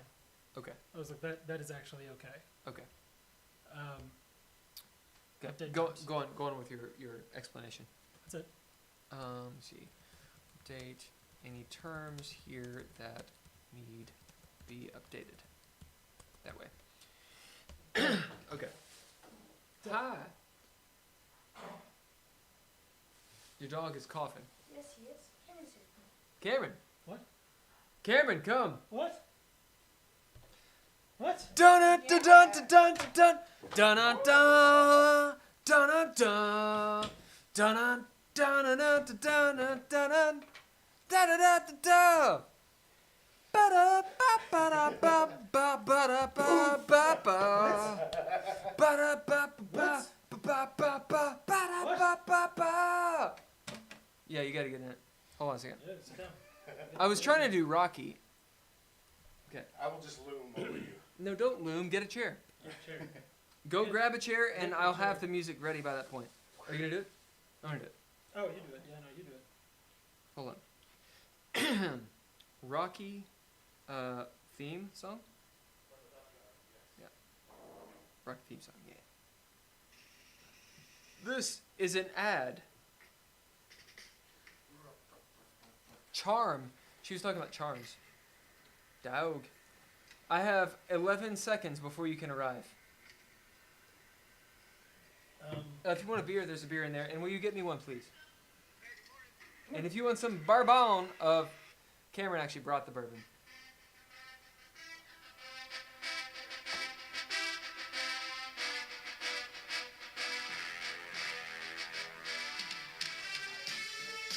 Cameron!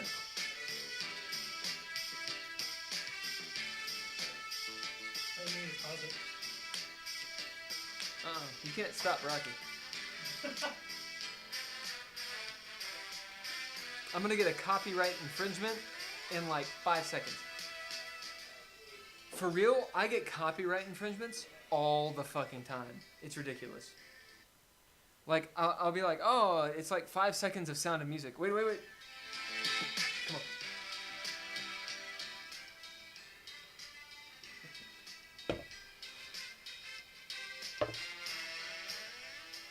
Wait. Ooh.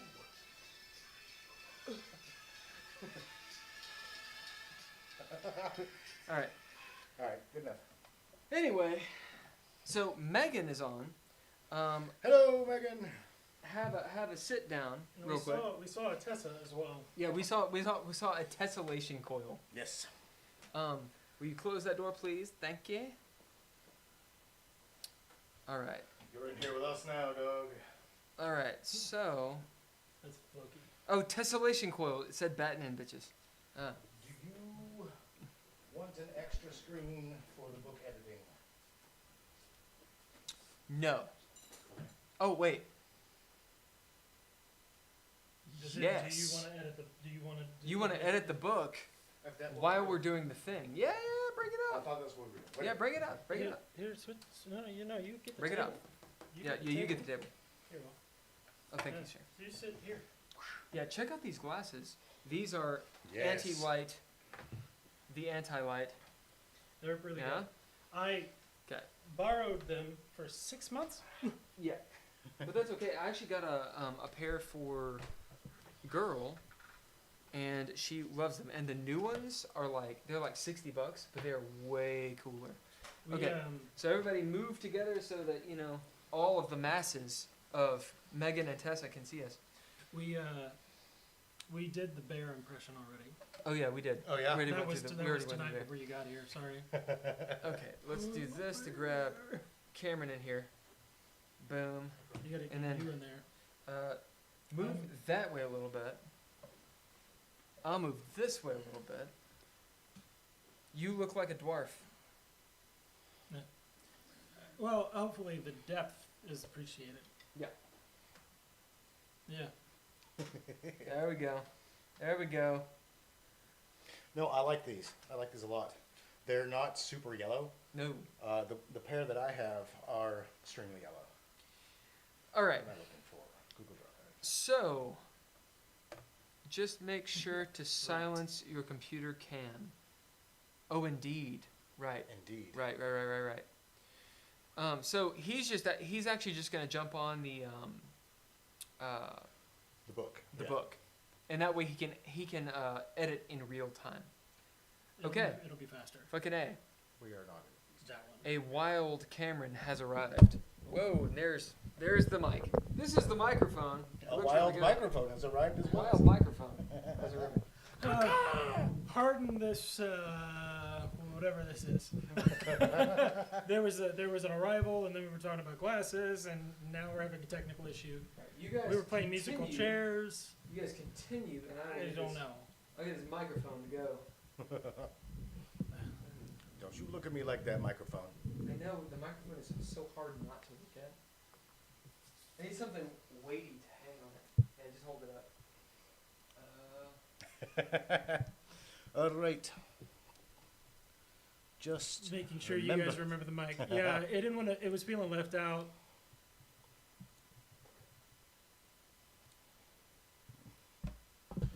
That is a good idea. Still going? No, I think that's perfect. Awesome. Next. Yeah, many moons ago, I ruined my microphone. There's Waka. Waka, what's up, man? Dude, hell yeah. So Waka was my my roommate back in the day, over in China with Celine and such. Oh, yeah. And yeah, Waka is awesome. He's here. All right. Hello. So you got Cameron. Sketch White. Cameron has added a bunch of splat books, ton of material to the lore of DreadLore. You got Ben, who's Well, Ben. co-creator and the man who knows how to say things, and then you have me. All right. Hi, Waka. All right, man, Waka. It must be because he's in England, so the time difference is what? +6. Is it +6? What time is it over there? I was drinking PG Tips last night, by the way, just so you know. That gray tea. Okay. So, what we've just done, we've changed the manuals of Theurgy. We're doing naming conventions. Manuals of Theurgy. What is Theurgy? It's science. Journals. Those are the subtypes. Treatises of war training. Subtypes would be the pages. Broad type, Codex of Mastery. Subtype Tome. Scrolls of Magica. Subtype Circles. And then the traditions of mysticism. The rites of whatever we want. So we'll probably have some, eventually, get into rites of the sea, the air, the mountain, all that crap. Right now we've got Chthonic entities chthonic of the land. Of the land. of the land. Bam. Chthonic entities, those of the land. Okay, let's get into Chapter 2, Mundane Expertise. Yeah, so the Mundane Expertise. Pages of War will be... Well, you'll You'll edit all of those. Yep. Okay. Cameron, would you like to read these? The pages of war.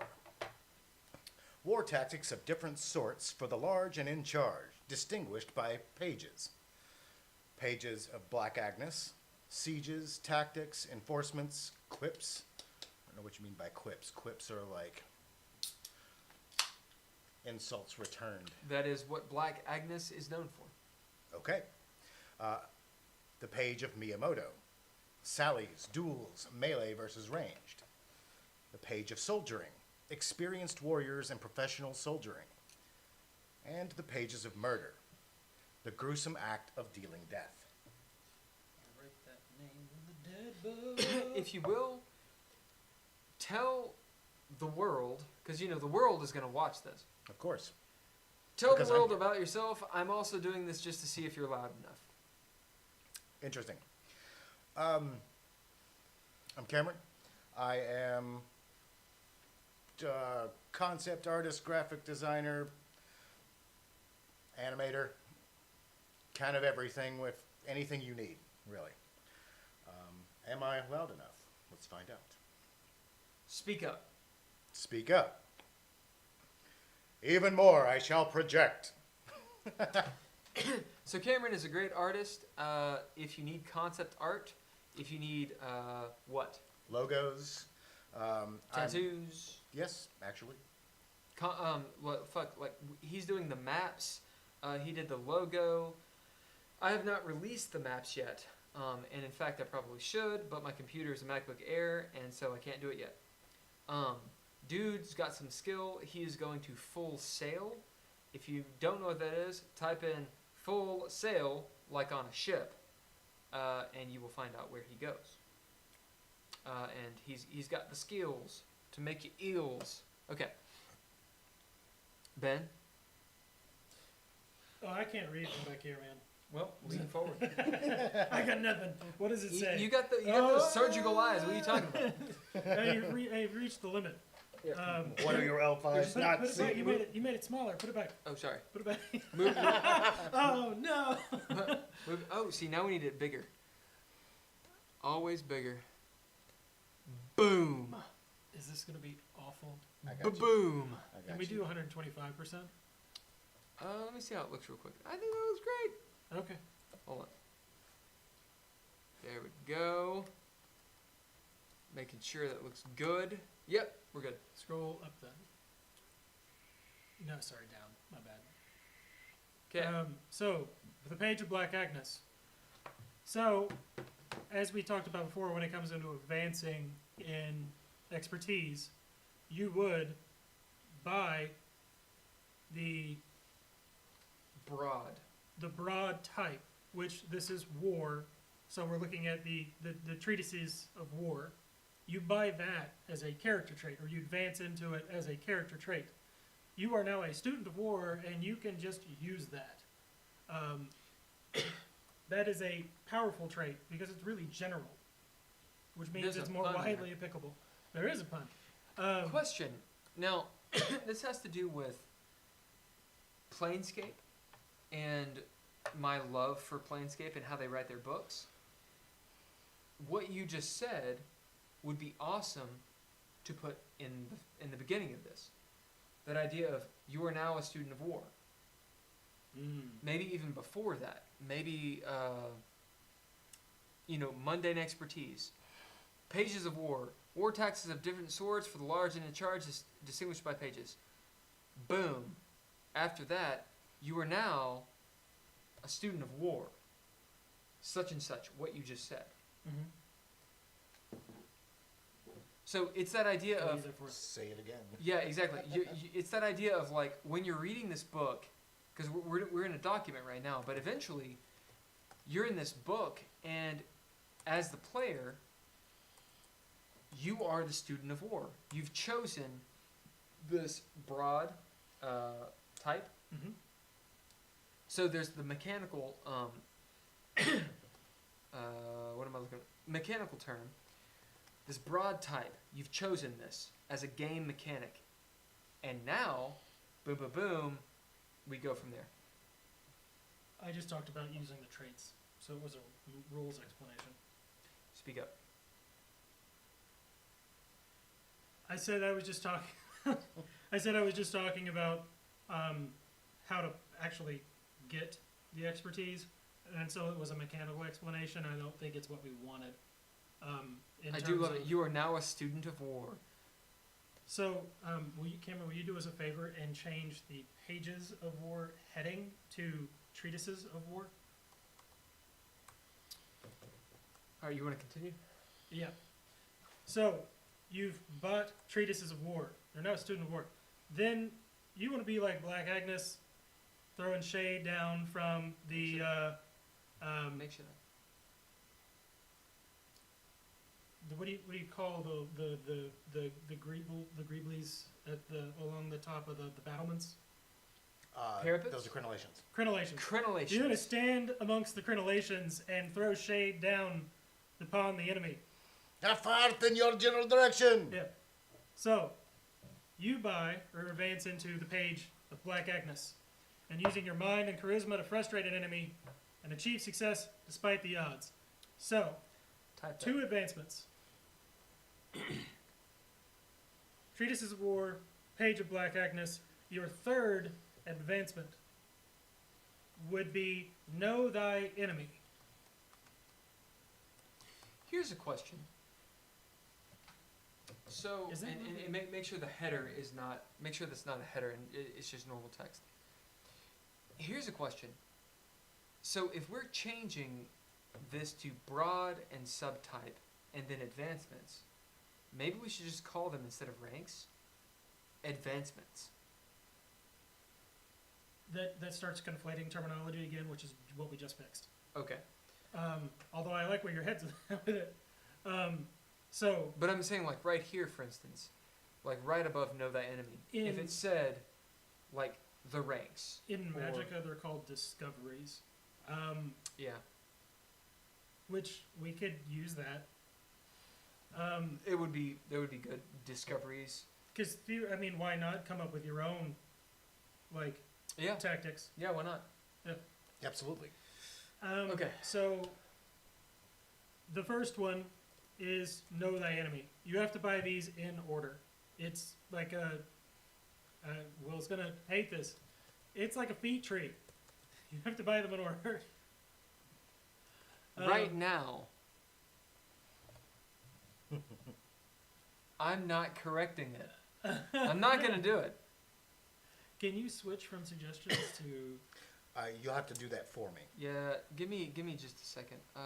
let's take this. Let's take the stream down first. Or let's take that screen off the stream real quick if we're gonna do that. Scream off the stream. Okay, that means you guys have to monologue. Yeah, well, we You can guys talk. dialogue. Yeah. Meanwhile, I'm going to do some hoodoo. Okay, How long are you in town?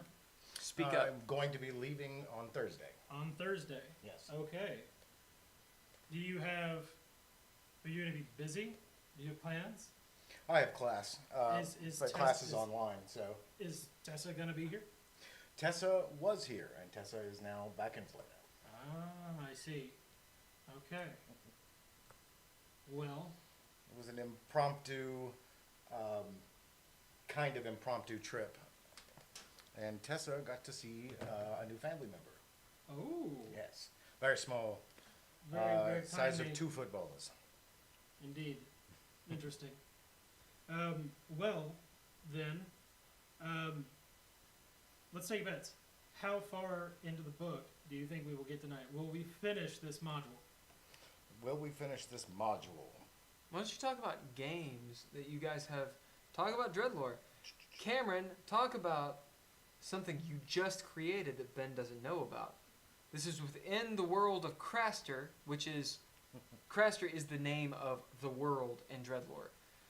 Cameron has mapped out a whole lot of this throughout many of the games that we've played in, that I've run, that we've each actually run at different times.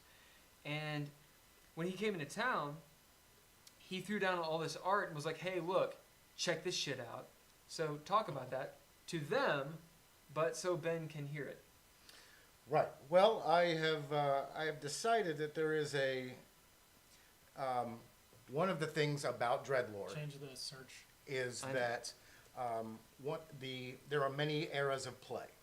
One of the eras of play that we tend to play most in is a dying world, right? Or at least we used to.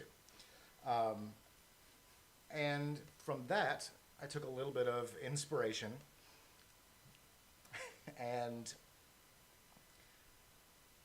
decided that south of Daloon, where the continent where most of the games take place, is the Rain Wilds and the Myri Expanse. Both of these places are large areas that, maybe the size of Africa or something like that. But running between these two sections, I've decided that there is a giant chasm that hundreds of miles long, maybe even thousands of miles long, that carves deep within the crust that you could even see so far down into it that you might even be able to see just lava on the bottom, that is maybe even like mantle as it flows underneath. And, coming up from this would be all kinds of noxious gases and such and so forth. And as the wind takes it over the Myri Expanse is one of the reasons why it's mostly desert, and the other side is rainforest. Interesting. But on the edges of this giant chasm, which I'm calling the wound that killed Craster. Oh, shit. Oh, yeah.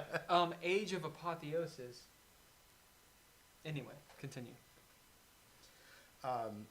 There are all kinds of ports and cities.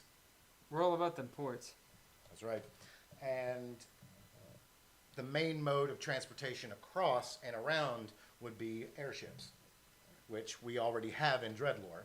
And he has the art for.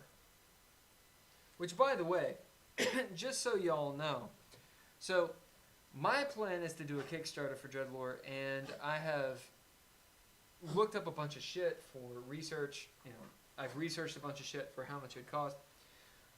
We're going to be looking for a Kickstarter that's going to be around $15,000. And for real, 9,000 of that will be art. Like, boom, for real. Oh yeah, it's amazing. That's fantastic. If you make that a PNG, we will fucking show it. Actually, let me see your computer. I'm just going to show them. Okay. They but can I was see, gonna they can see the real later, because we gotta get through this. You're just gonna hold Save the computer, as- Yeah, we're just gonna hold the fucking computer. hold the computer up to the camera. Save 5, as 4, P- 3, Screw 2. it. Alright, let me see. So it looks something like that. It's backwards. So Cameron just made that shit. Okay? Kind of looks like sushi rolls right now on his computer. But Also, it's very small on that part of the It looks section. badass. So, point is, we will eventually have a Kickstarter. When we do, we're going to be looking for around 500 to 600 backers. That I'm talking like $20 to $40 a piece. For Waka, that's like 20 pounds. And like seriously, 10,000 of that will be art. A good $1,500 of that will just be, hey, here you go, Kickstarter, because apparently that's how they make their money. And then the rest would be shipping and handling of the book. So essentially, what people would be buying is a really cool fucking art book. Jesus. Okay. Plug done. You are an editor. Awesome. Go. Uh, Read. What? Scrutinize. Oh, he was gonna say something. you do not have your airdrop on. Yeah. It's okay. So, the first discovery, know thy enemy. It gives you the expertise trait, scrutinize, which we don't need bracketed, Cameron. Knowing your enemy will help you defeat them. After observing your enemy's tactics for an appropriate amount of time, you may bid an appropriate trait and scrutinize your foe's strategy. Some enemies are particularly cunning and require concentration or throwing down to understand their tactics. Basically, if the arbiter tells you to, you do it. If successful, you figure out the next best course of action or their most likely action for your enemy as dictated by the Arbiter. It is up to you to determine how you will respond. Remember that not all enemies are as smart as you and so may not follow the best tactics. The reason it's in brackets is to differentiate it from, hey, you can't gain 2 traits. But you're right, it should not be in brackets. So the question is, should it just be scrutinized there? Because the idea is like you're looking through the discoveries and you're like, Well, oh, these are the ones I get. The traits are in all caps, and they're the only thing that we capitalize through and through. Right, but That block formatting is, or block lettering. but let's say I read this and I'm like, oh, discoveries must be bought in order, know the enemy. Scrutinize, I get that. Boom, boom, boom, boom, boom. Scrutinize, I get that too. It follows the rules on how to interpret the text that we set forth at the very beginning. Should we say you get colon? Just put trait scrutinize, like expertise trait scrutinize. But Does it need it? yeah, in the book there'll actually be a format like sidebar. So for here we should be we explicit. should have it. Yeah, so for here we need to be explicit. So I like you get scrutinize. However, that's not official at all. So what's a better way to say that? Expertise trait scrutinize. You cool with that? Yeah, I like that. Let me And take out the dog really quick. Yeah. You guys continue. I'm still suggesting. Change your shit there. Editing. It is grayed out. Let me reload the thing again. Refresh. I'm moving forward. Okay. Moving up in the world. I am not the small person. I am the big person. So, step 2. You get, it's called strategic presence. That's the name of the discovery or the rank. And you get the character trait poise. Or the expertise trait, rather, of poise. Drink tea atop the ramparts and look fabulous. And looking fabulous is more difficult than it seems. A good part of waging war, of course, is knowing when to fight and when to abstain. As you wait for your moment to attack, whether on the warring fields or in the Great Senate, your poise allows you to betray nothing to your enemy. With an appropriate bid, gain a bonus, D4 when throwing down to resist any scrutiny. You may also choose to intimidate a Zen who is scrutinizing you, and if successful, inflict an other condition onto him. So remember, other condition is something other than the main 2 temporary conditions. What this basically does, the reason why it's so good, is 1, you will have your training die for the Page of Black Agnes, which starts at a D4, right? But this discovery says that when it comes to resisting scrutiny, you get an extra D4. And if you bid one of the expertise traits that you get, like if you bid poise, then you get a second D4. Now, if I bid poise to throw down, does it count or is it used? It's used. Okay. And that's a good point, and something that we believe we hit on before. When you bid a trait, you have to choose what you're using it for. If you're bidding something as a character trait, which is the most generic or general form of a trait, they can all be used as character traits. If you're using it as a character trait, it's so you can take your major action without impairment. And so you have to use it, you have to bid a trait for that. But if you are using it as an expertise trait, then it gives you an extra die. That just means that you have to bid something else for the major action. Right.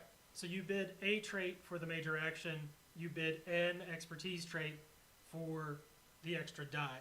And if your major action, or if your reaction is resisting scrutiny, then you get a D4 on top of whatever you're bidding, which is really good. Now, it's only a D4, so you have a 25% chance of getting another success on top of whatever else you're rolling. But that still is helpful. Okay. So with that D4 that I get because I used poise as an expertise trait, I roll a D4. It comes up a 4, that gives me a success. Correct. If it comes up a 3, I don't get anything. You don't get anything. Okay. Yeah. But you would have that second D4 for just having this discovery. Right.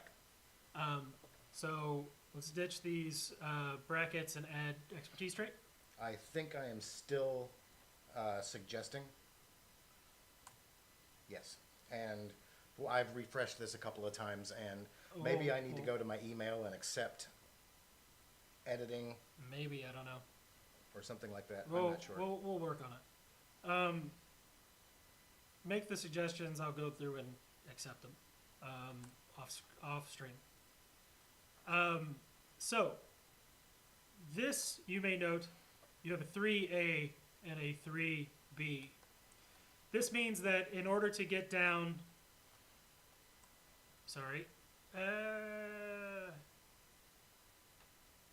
what this basically means is that if you wanted to get to a theoretical 4, a rank 4 in this progression, you really only need to have one or the other of these rank 3 discoveries, right? So you take one or the other.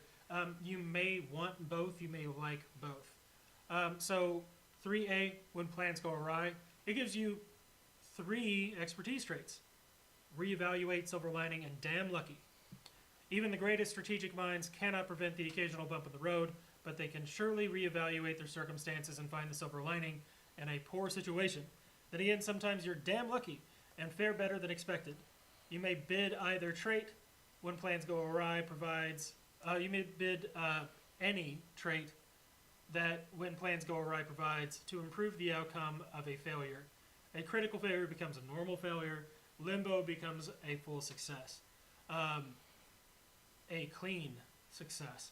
A pirate, instead of robbing you blind and then marooning you, simply maroons you. Of course,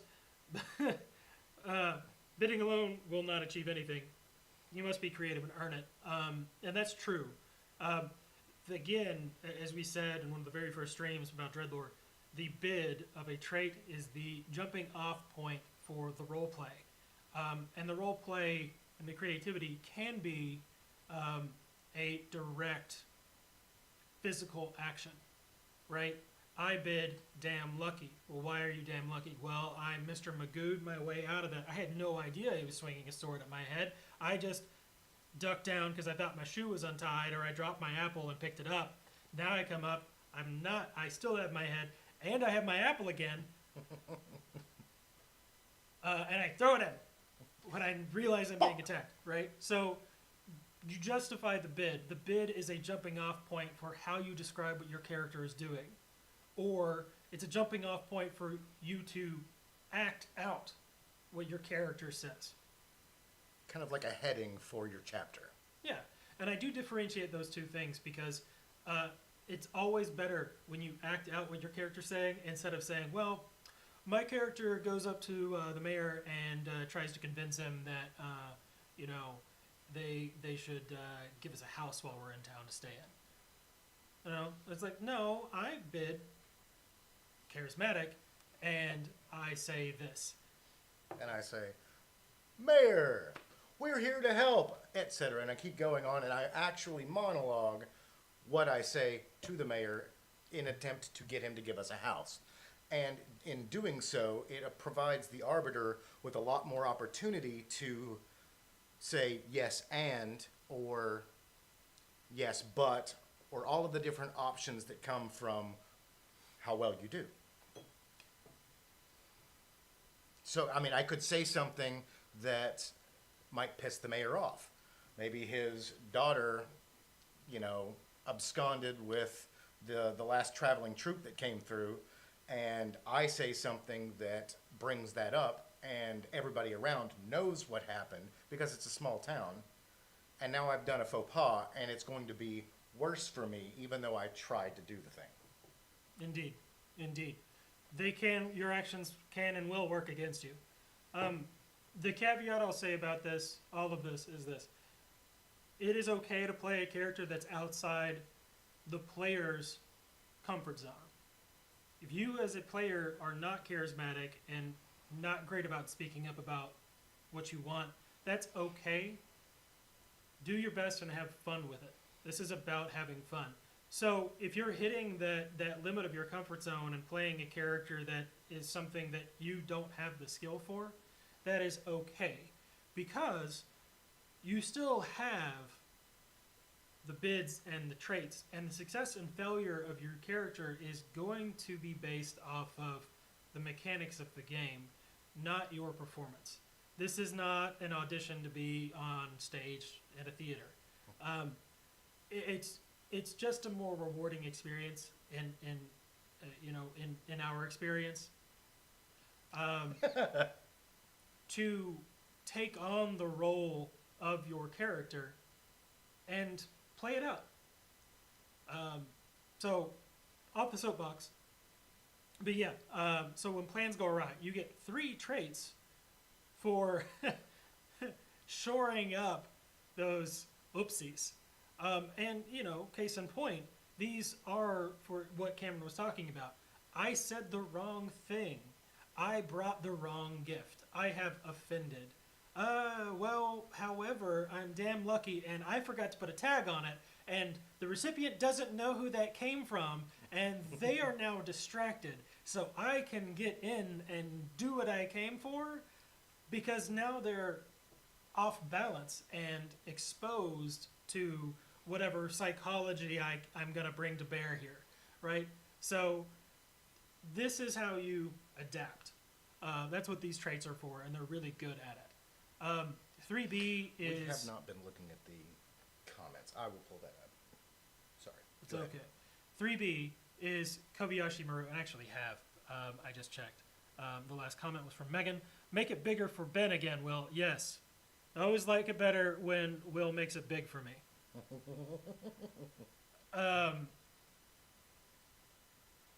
Kobayashi Maru. The trait you get is no-win situation. When all is lost, some Zens give up, while others persist in futility. You, however, do not believe in a no-win situation. Once per scene, you may bid an appropriate trait and ask the Arbiter for a way out. The way out she provides will usually be the road less traveled and offer a less than favorable outcome, but it will present a light at the end of the proverbial tunnel. Achieving success may require throwing down, and the difficulty may even be very high. This is obviously a reference to Star Trek. Sure. The idea here is that with this, you are skilled in tactics to the extent that you can't be put in a corner. It's very hard. Well, it's very hard to back you into a corner in a way in which that you don't have an escape. This is the I'm gonna lose everything I own, but I'll get out alive to fight another day. Oh shit button. But other characters won't have this. Other characters will just be dead, or will be absolutely destitute, or something. They won't be able to save whoever it was that they were trying to save. The villain. What's his name? Something Dastardly. Dick Dastardly? Dudley Do-Right's nemesis. I actually don't know the answer to that question. He's twirling his mustache as he runs away. The girl gets hit by the train. All is lost. This is how you don't let that. This is how you stop that. The great thing about this is that you, as the arbiter or the player, can come up with why that is. It can be as simple as, I have an ace up my sleeve. Faux pas. What? I was just reading, Megan, sorry. Yeah, the ace up your sleeve. Or yesterday, when planning, etc. It doesn't matter, because the point is it does give you that way out. Indeed. So now we are on to the page of Miyamoto. These are tricks and maneuvers while dealing and in the heat of battle. Well, that could be corrected. It sort of drops the end of that first clause before the conjunction there. He was probably trying to say something. So the first discovery is Battle Cry. It gives you the expertise trait of Shout. When in close quarters combat, shout so loud that it hurts and knock your foes off guard, granting you a bonus success when attacking. Doing so too often in a scene causes you to go hoarse, as per a brawn check difficulty 2. So much that you can only whisper. Even if you're hoarse, you may continue to use Battle Cry. Your voice will eventually be permanently injured. Hoarse and injured are considered flaws. Okay, but That is deprecated. Those should not be traits that you get. Well, I don't know. You can pull a Clint Eastwood and do that like, I don't have to talk loud. You should try to listen to me.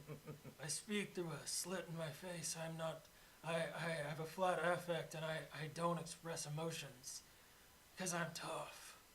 I come from an old school Sparta. mentality and I strike anywhere matches on the skin of my face rather than the heel of my boot. right. The other thing in this thing is that doing so Remorse. too often in a scene, you can. How would one get that trait more than once, or bid it more than once, without having the scene be reset? So, it's because, again, good question, going back to how expertise works. You have the discovery of Battle Cry, meaning that this is a thing that you can do. Okay. You can shout really loudly whatever you want. You can shout so loud it hurts people and messes with their equilibrium. Like, their ears bleed and shit, right? You are a very loud person, like the opposite of me. And what that means is that if you actually want to affect someone rather than just being loud, you have to bid a trait for your major action. And it can be anything. Shout Okay. is an expertise trait that you would use to get the extra die. But by having that expertise, I can bid anything else and shout. As long as it makes sense. Sure. Like, you can't bid quiet to shout, right? But, you know, you could bid... Will, I'm gonna bid quiet. You could bid like gregarious, to use a word that keeps coming up, or something else. Like, it. Part of the fun of this game, in some ways, is finding out of the box or lateral ways to use traits that you had initially invested in for another purpose, and you're in that moment looking for a trait that you can bid for the action you want to do. And you come across one that's like, well, I took that because I wanted to do underwater basket weaving, but I see now it's totally applicable to this other thing, and I'm going to use it. And, wow, that's really neat. That was creative. Pat on the back, me. I did a good job. Yeah. So, use anything applicable. You can always shout. You need to bid for it to be effective.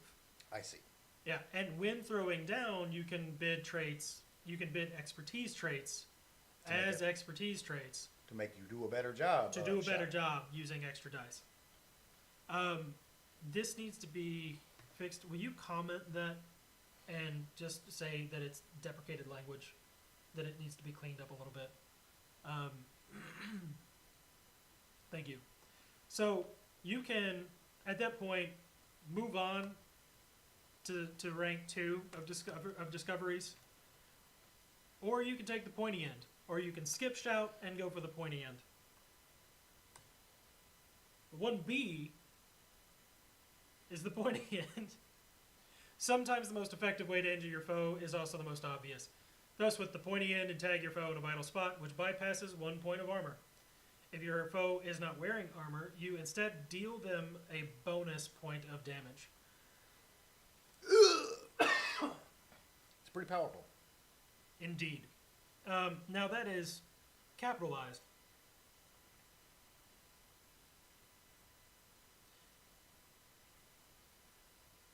The easy way to fix this, because it is a little deprecated. It Damage is a is little. capitalized. I see. Yeah, damage should be capitalized. Gotcha. So the if your foe is not wearing armor is problematic in the sense that armor is capitalized and it's referring to having armor traits to negate incoming damage. Right, but the NPCs have armor traits. That we will discuss in Module X. I'm not going to get into it. NPCs, non-player characters and antagonists and all that, they are not built the way that player characters or PCs are built. So that is an important distinction, which is actually where I'm going. You preempted me, and that's fantastic because I like where your head's at.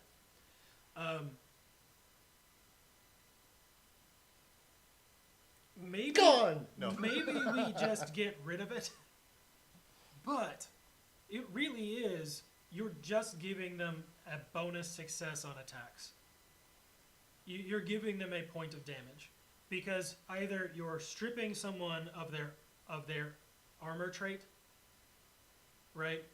Their plot armor, or you're dealing an extra damage. But an extra point of damage would negate a point of plot armor anyway. Okay, so then, They deal an extra damage, makes this way shorter and way simpler. absolutely.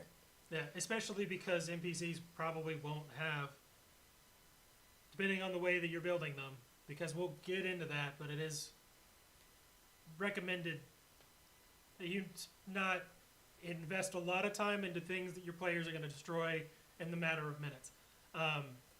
They probably won't have plot armor in the way that players do. There we go. So it should probably just be deal another point of damage. Also, it needs a trait, and we don't have one. Yes, okay.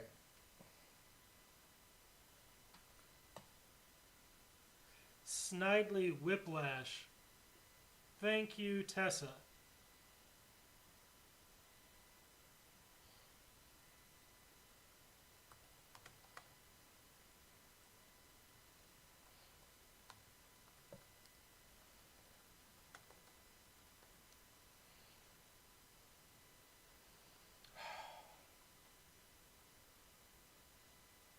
Whatever.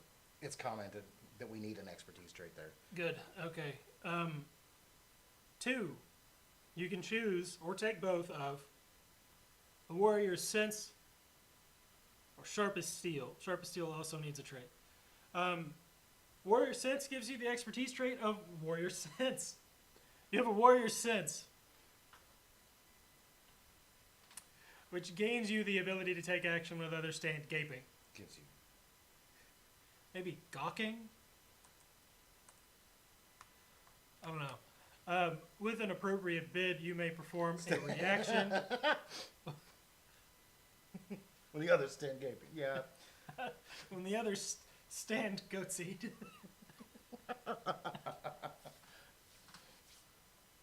We'll go with gawking for now.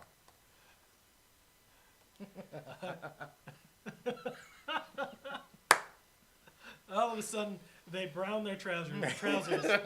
Everyone else is Oh! everyone else is browning their trousers, and you're not.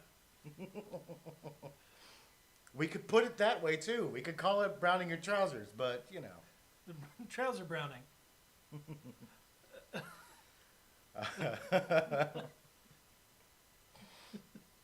Jesus.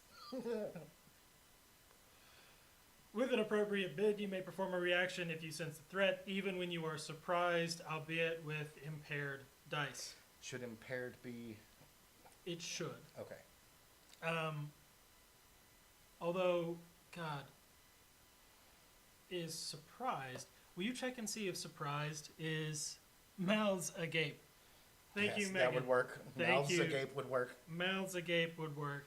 Gaping isn't wrong. It's just I have a filthy brain.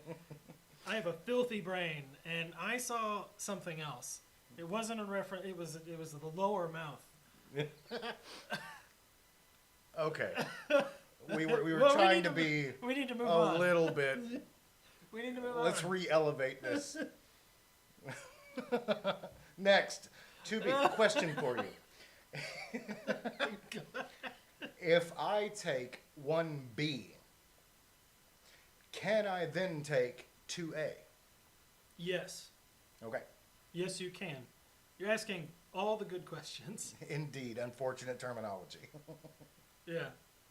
But that is If you have really a what we're suggestion, here for. if you have a suggestion on how to address that and preempt that question, let us know. You too. I could say just get rid of A and B and have, of course, I think a formatting bit would make it more obvious also if everything that is 2 is in a bracket that is one color, and then the next thing down is 3 and it's in another color, like in Saga Edition or whatever, Yeah. where they just alternate colors, then any of these would serve as a prerequisite for your rank 3. Or maybe something on the sheet that says, here is your rank 1. What is your rank 2? What is your rank 3? And Yeah. then, Yeah. but that's way beyond what we're doing right now. Mm-hmm. So We'll move on. I didn't help. 2B. You did. You actually absolutely did. 2B. Sharp as steel needs a trait. Warriors who have experienced battle tend to respect others of their kind, even their enemies. There is a knowing in their gait or a look in their eye which tends to give them away. There was a knowing in their gaze. Because Or gait is walking. Yeah, the way they carry themselves, that makes sense. You look like a warrior. You have the movements of a veteran. That hobble of the prosthesis you wear. Yeah, okay. There's a sound in your eye, sir.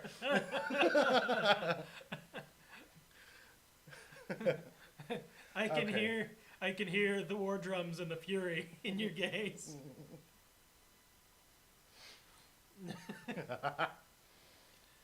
Okay, so yeah, I don't know. It just there was a knowing in their gait. So instead of gait, we could use demeanor. The problem with that is that is also a trait that is on the sheet. Yeah, if it's lowercase, it's fine. Okay.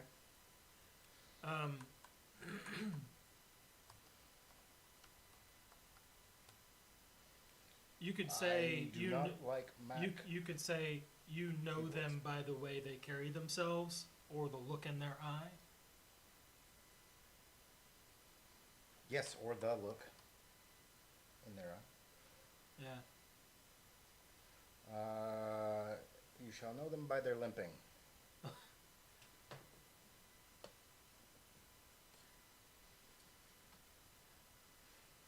Those who are sharp as steel, I think that is supposed to be the trait, are able to observe those around them and glean information of this kind that others would not easily notice.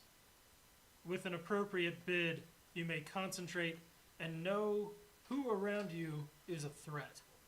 If these threats attempt to hide their intentions, you gain a bonus success, one bonus success, when throwing down to pierce through their deception. I would say either see through their deception or pierce their deception.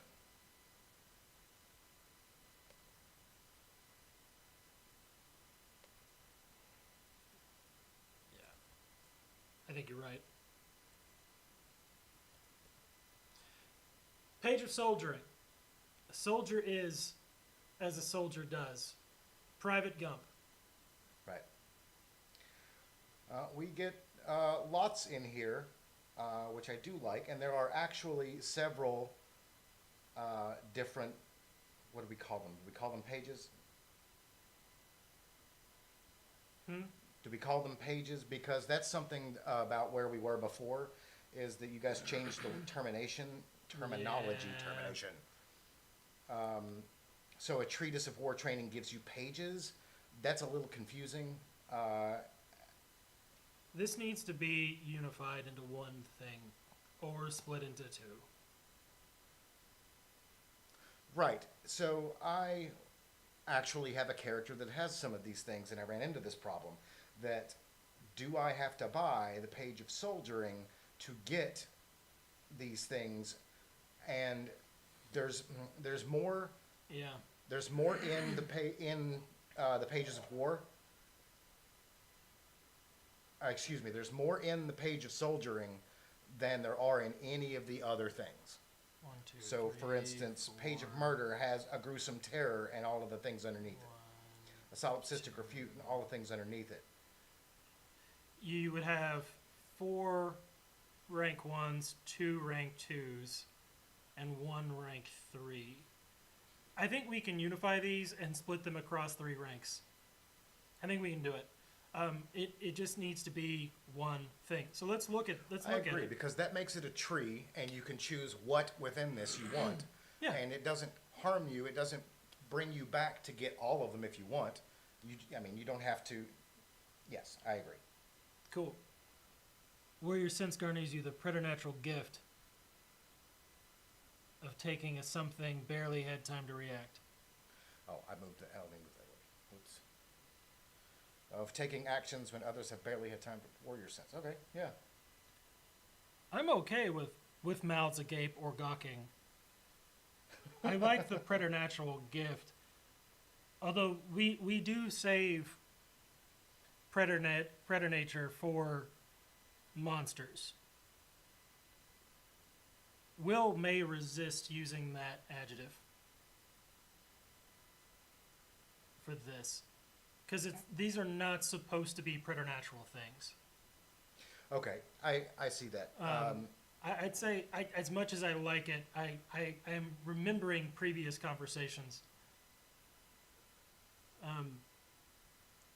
Well, and that makes sense. I mean, if you have, that's one of the things about DreadLore. There are things that, like for instance, preternatural abilities are for monsters, traits and so forth, just different than just say gift. Yeah.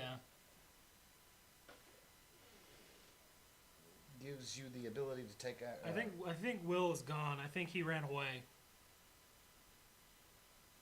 He's gone forever. Gone. All gone. He's our studio now. Yes. We're going to get rid of that. We're going to put the DreadLore map up then. We don't want It's that not done world. yet. We don't It's want not that done yet. world. We want our world.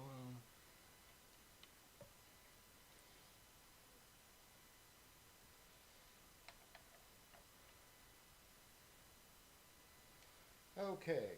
I am going to take a step out for just a second, and I shall return forthwith. Mm.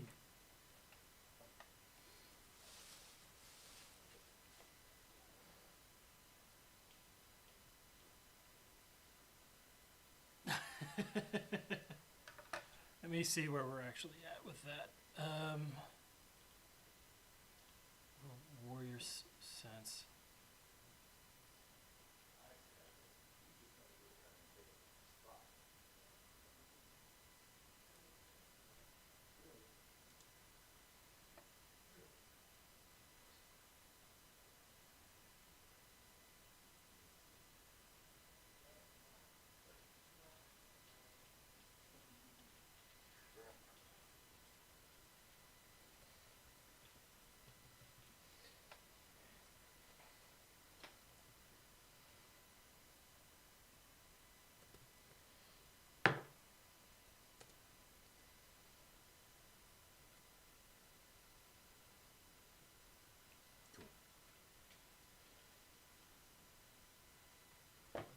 So here we Yes, have. you're right. Hashtag trouser browning. That's funny. I was actually checking up on Will because I have learned that he just wanted me to come take his spot. Yeah. It's also really hot in here, so. It is hot in here. As someone wearing a beanie and hoodie, it's warm. And a giant beard. You must take that off too. I have to take the beard off. I'll take the beard off before I take the hat off tonight. My hair is a mess. So, All right. So do you want Oh, to? there he is. He has returned. Where are y'all? we're talking about blending the apparently 2 pages of soldiering into one. Because you got professional soldier and chisel warrior. We have 6 minutes before we have to bezounce. 6 minutes? It's 9 4 minutes. We have 4 minutes before we have to bezounce. And I must eat and do the plan. So, So, you've hold got on, let me put on my glasses. Yeah, you've got 3 rank 1s and 1 rank 2 here, and Yep. then 1 rank 1, or 1 of each rank here. They honestly need to go together, and some of these rank 1s need to be moved down. Yeah, this is that whole balancing thing. Yeah, So, so that's just a thing that we're going to have to take care of off the thing. So what pages of soldiering do what it does? Lets you don your armor real quick like. You just hold up your arms, throw it in the air, hold up your arms, and your breastplate just sort of onto your body. when I was a kid, I always thought it'd be really cool to do one of 2 things. First, we'd be able to like take your pants, hold them out, and just jump into them, Yeah, which I tried once. exactly once. The other one was I ate a lot of cereal, so I was like, why not just like pour the cereal into your mouth, and then pour the milk in, and you're good. Which I never did, because the moment that I truly thought of doing it, I was like, this is a terrible idea. All right. We had a whole conversation about unfortunate terminology. Yes. Like what? That's- Gaping. So, Gaping. So you had written here, you have a warrior sense, which gains you the ability to take action when others stand gaping. And I was like, that's But not and I just kind of like, that's not wrong. That's not wrong. However, it's like they're just standing there, assholes dilated, browning their trousers, just shitting their pants. All right. We changed it. We fixed Anyway. it. Yeah, we they're fixed it. gawking. Gawking. I'm sure that's a fucking Urban Dictionary term too. Sharp. Those who are sharp as steel stand gaping. All right. At any rate, yeah, the pages of soldiering. So this idea of when should something be a rank 1, rank 2, rank 3. The whole idea of the rank 1A, rank 1B, rank 1C is you can take them all. This is a clumsy way of saying it. You could do any of those. So long as you have a rank 1, then you can get a rank 2. Mhm. So the idea is they're balanced in so much as within themselves. So the rank 1A, B, and C are relatively balanced. Are you going more towards the damage, more towards the protection, more towards the utilitarian? That's where it goes. Now, is rank 1A of professional soldier as balanced as rank 1A of chiseled warrior? No. That said, I say that without even knowing. My point is, it was not even a concern. The idea is, chiseled warrior is something totally different. If you want to take that, fucking take it. If you want to take professional soldier, fucking take it. Like, the idea is, these are not classes. There's not people that are like, whoa, well, I did professional soldier, and that's my tree. No, because they can fucking do whatever they want. If you have a page of soldiering, which I feel like is treatise, no, is it page? Yeah. Then you can do whichever one you want. You just have to go through the the rank tree as is dictated. And to be honest, that was the original idea. Maybe you don't have to. So we could rewrite them to a point where they're each sort of able to be taken as you will. Maybe they have some prerequisites. I think this is easiest. I think this balance is perfectly fine. The problem is professional soldier and chiseled, those subheadings need to go away Why? because we don't have subtypes within pages. This is the only thing in all of expertise that really does this, as far as I'm aware. Chiseled warrior and professional soldiering need to either be 2 pages, in which case we need more discoveries for them, or they need to be made 1 page. So we're finally getting to, at least I am finally getting to the rub of what you were dealing with. So That you're- actually isn't about what I changed, or what I suggested as a change. I know.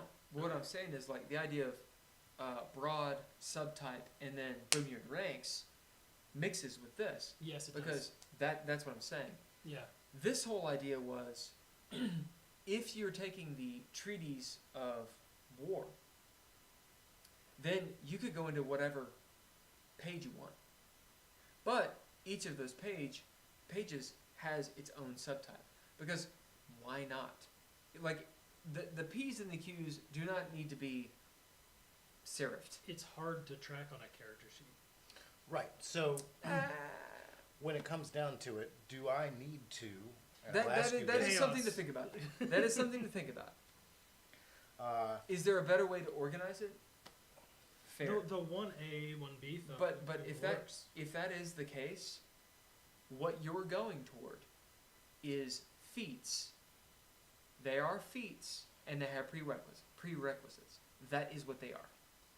Well, it's not any different than what's already here. You have to have a rank 1 discovery to get to the rank 2. It is different because it's above this umbrella.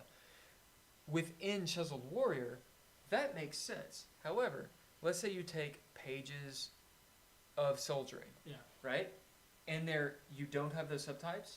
You have a bunch of feats and you have prerequisites, which are okay. Well, you can take edged if you have one of these. Sure, but that's not This really. is a better way of That's not organization. actually where we're going, though. Oh, where are you going? What we're saying is that if you want to delineate these as different trees, that's fine. If you want to say, okay, well, under this page of soldiering, you can choose professional soldier, and any of these ones count towards your prerequisite for a 2 in in professional soldier. That's what right? it is now. That's what it is now, and that's fine. You need What to the lean in. what the problem is that with professional soldier, Oh no. do I have Man. Yeah, Sorry. it's me. I'm leaning out so that you can. I just see beard. That's all I see. on my character sheet, I've got page of soldiering, right? Then chiseled warrior.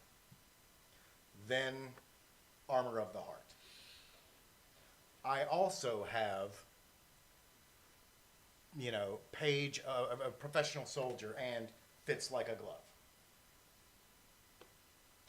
So These are reminds me of manipulation and all the different things for Magicka. So the issue with this, and manipulation is totally different than this. The problem with this though is that I have the page of soldiering.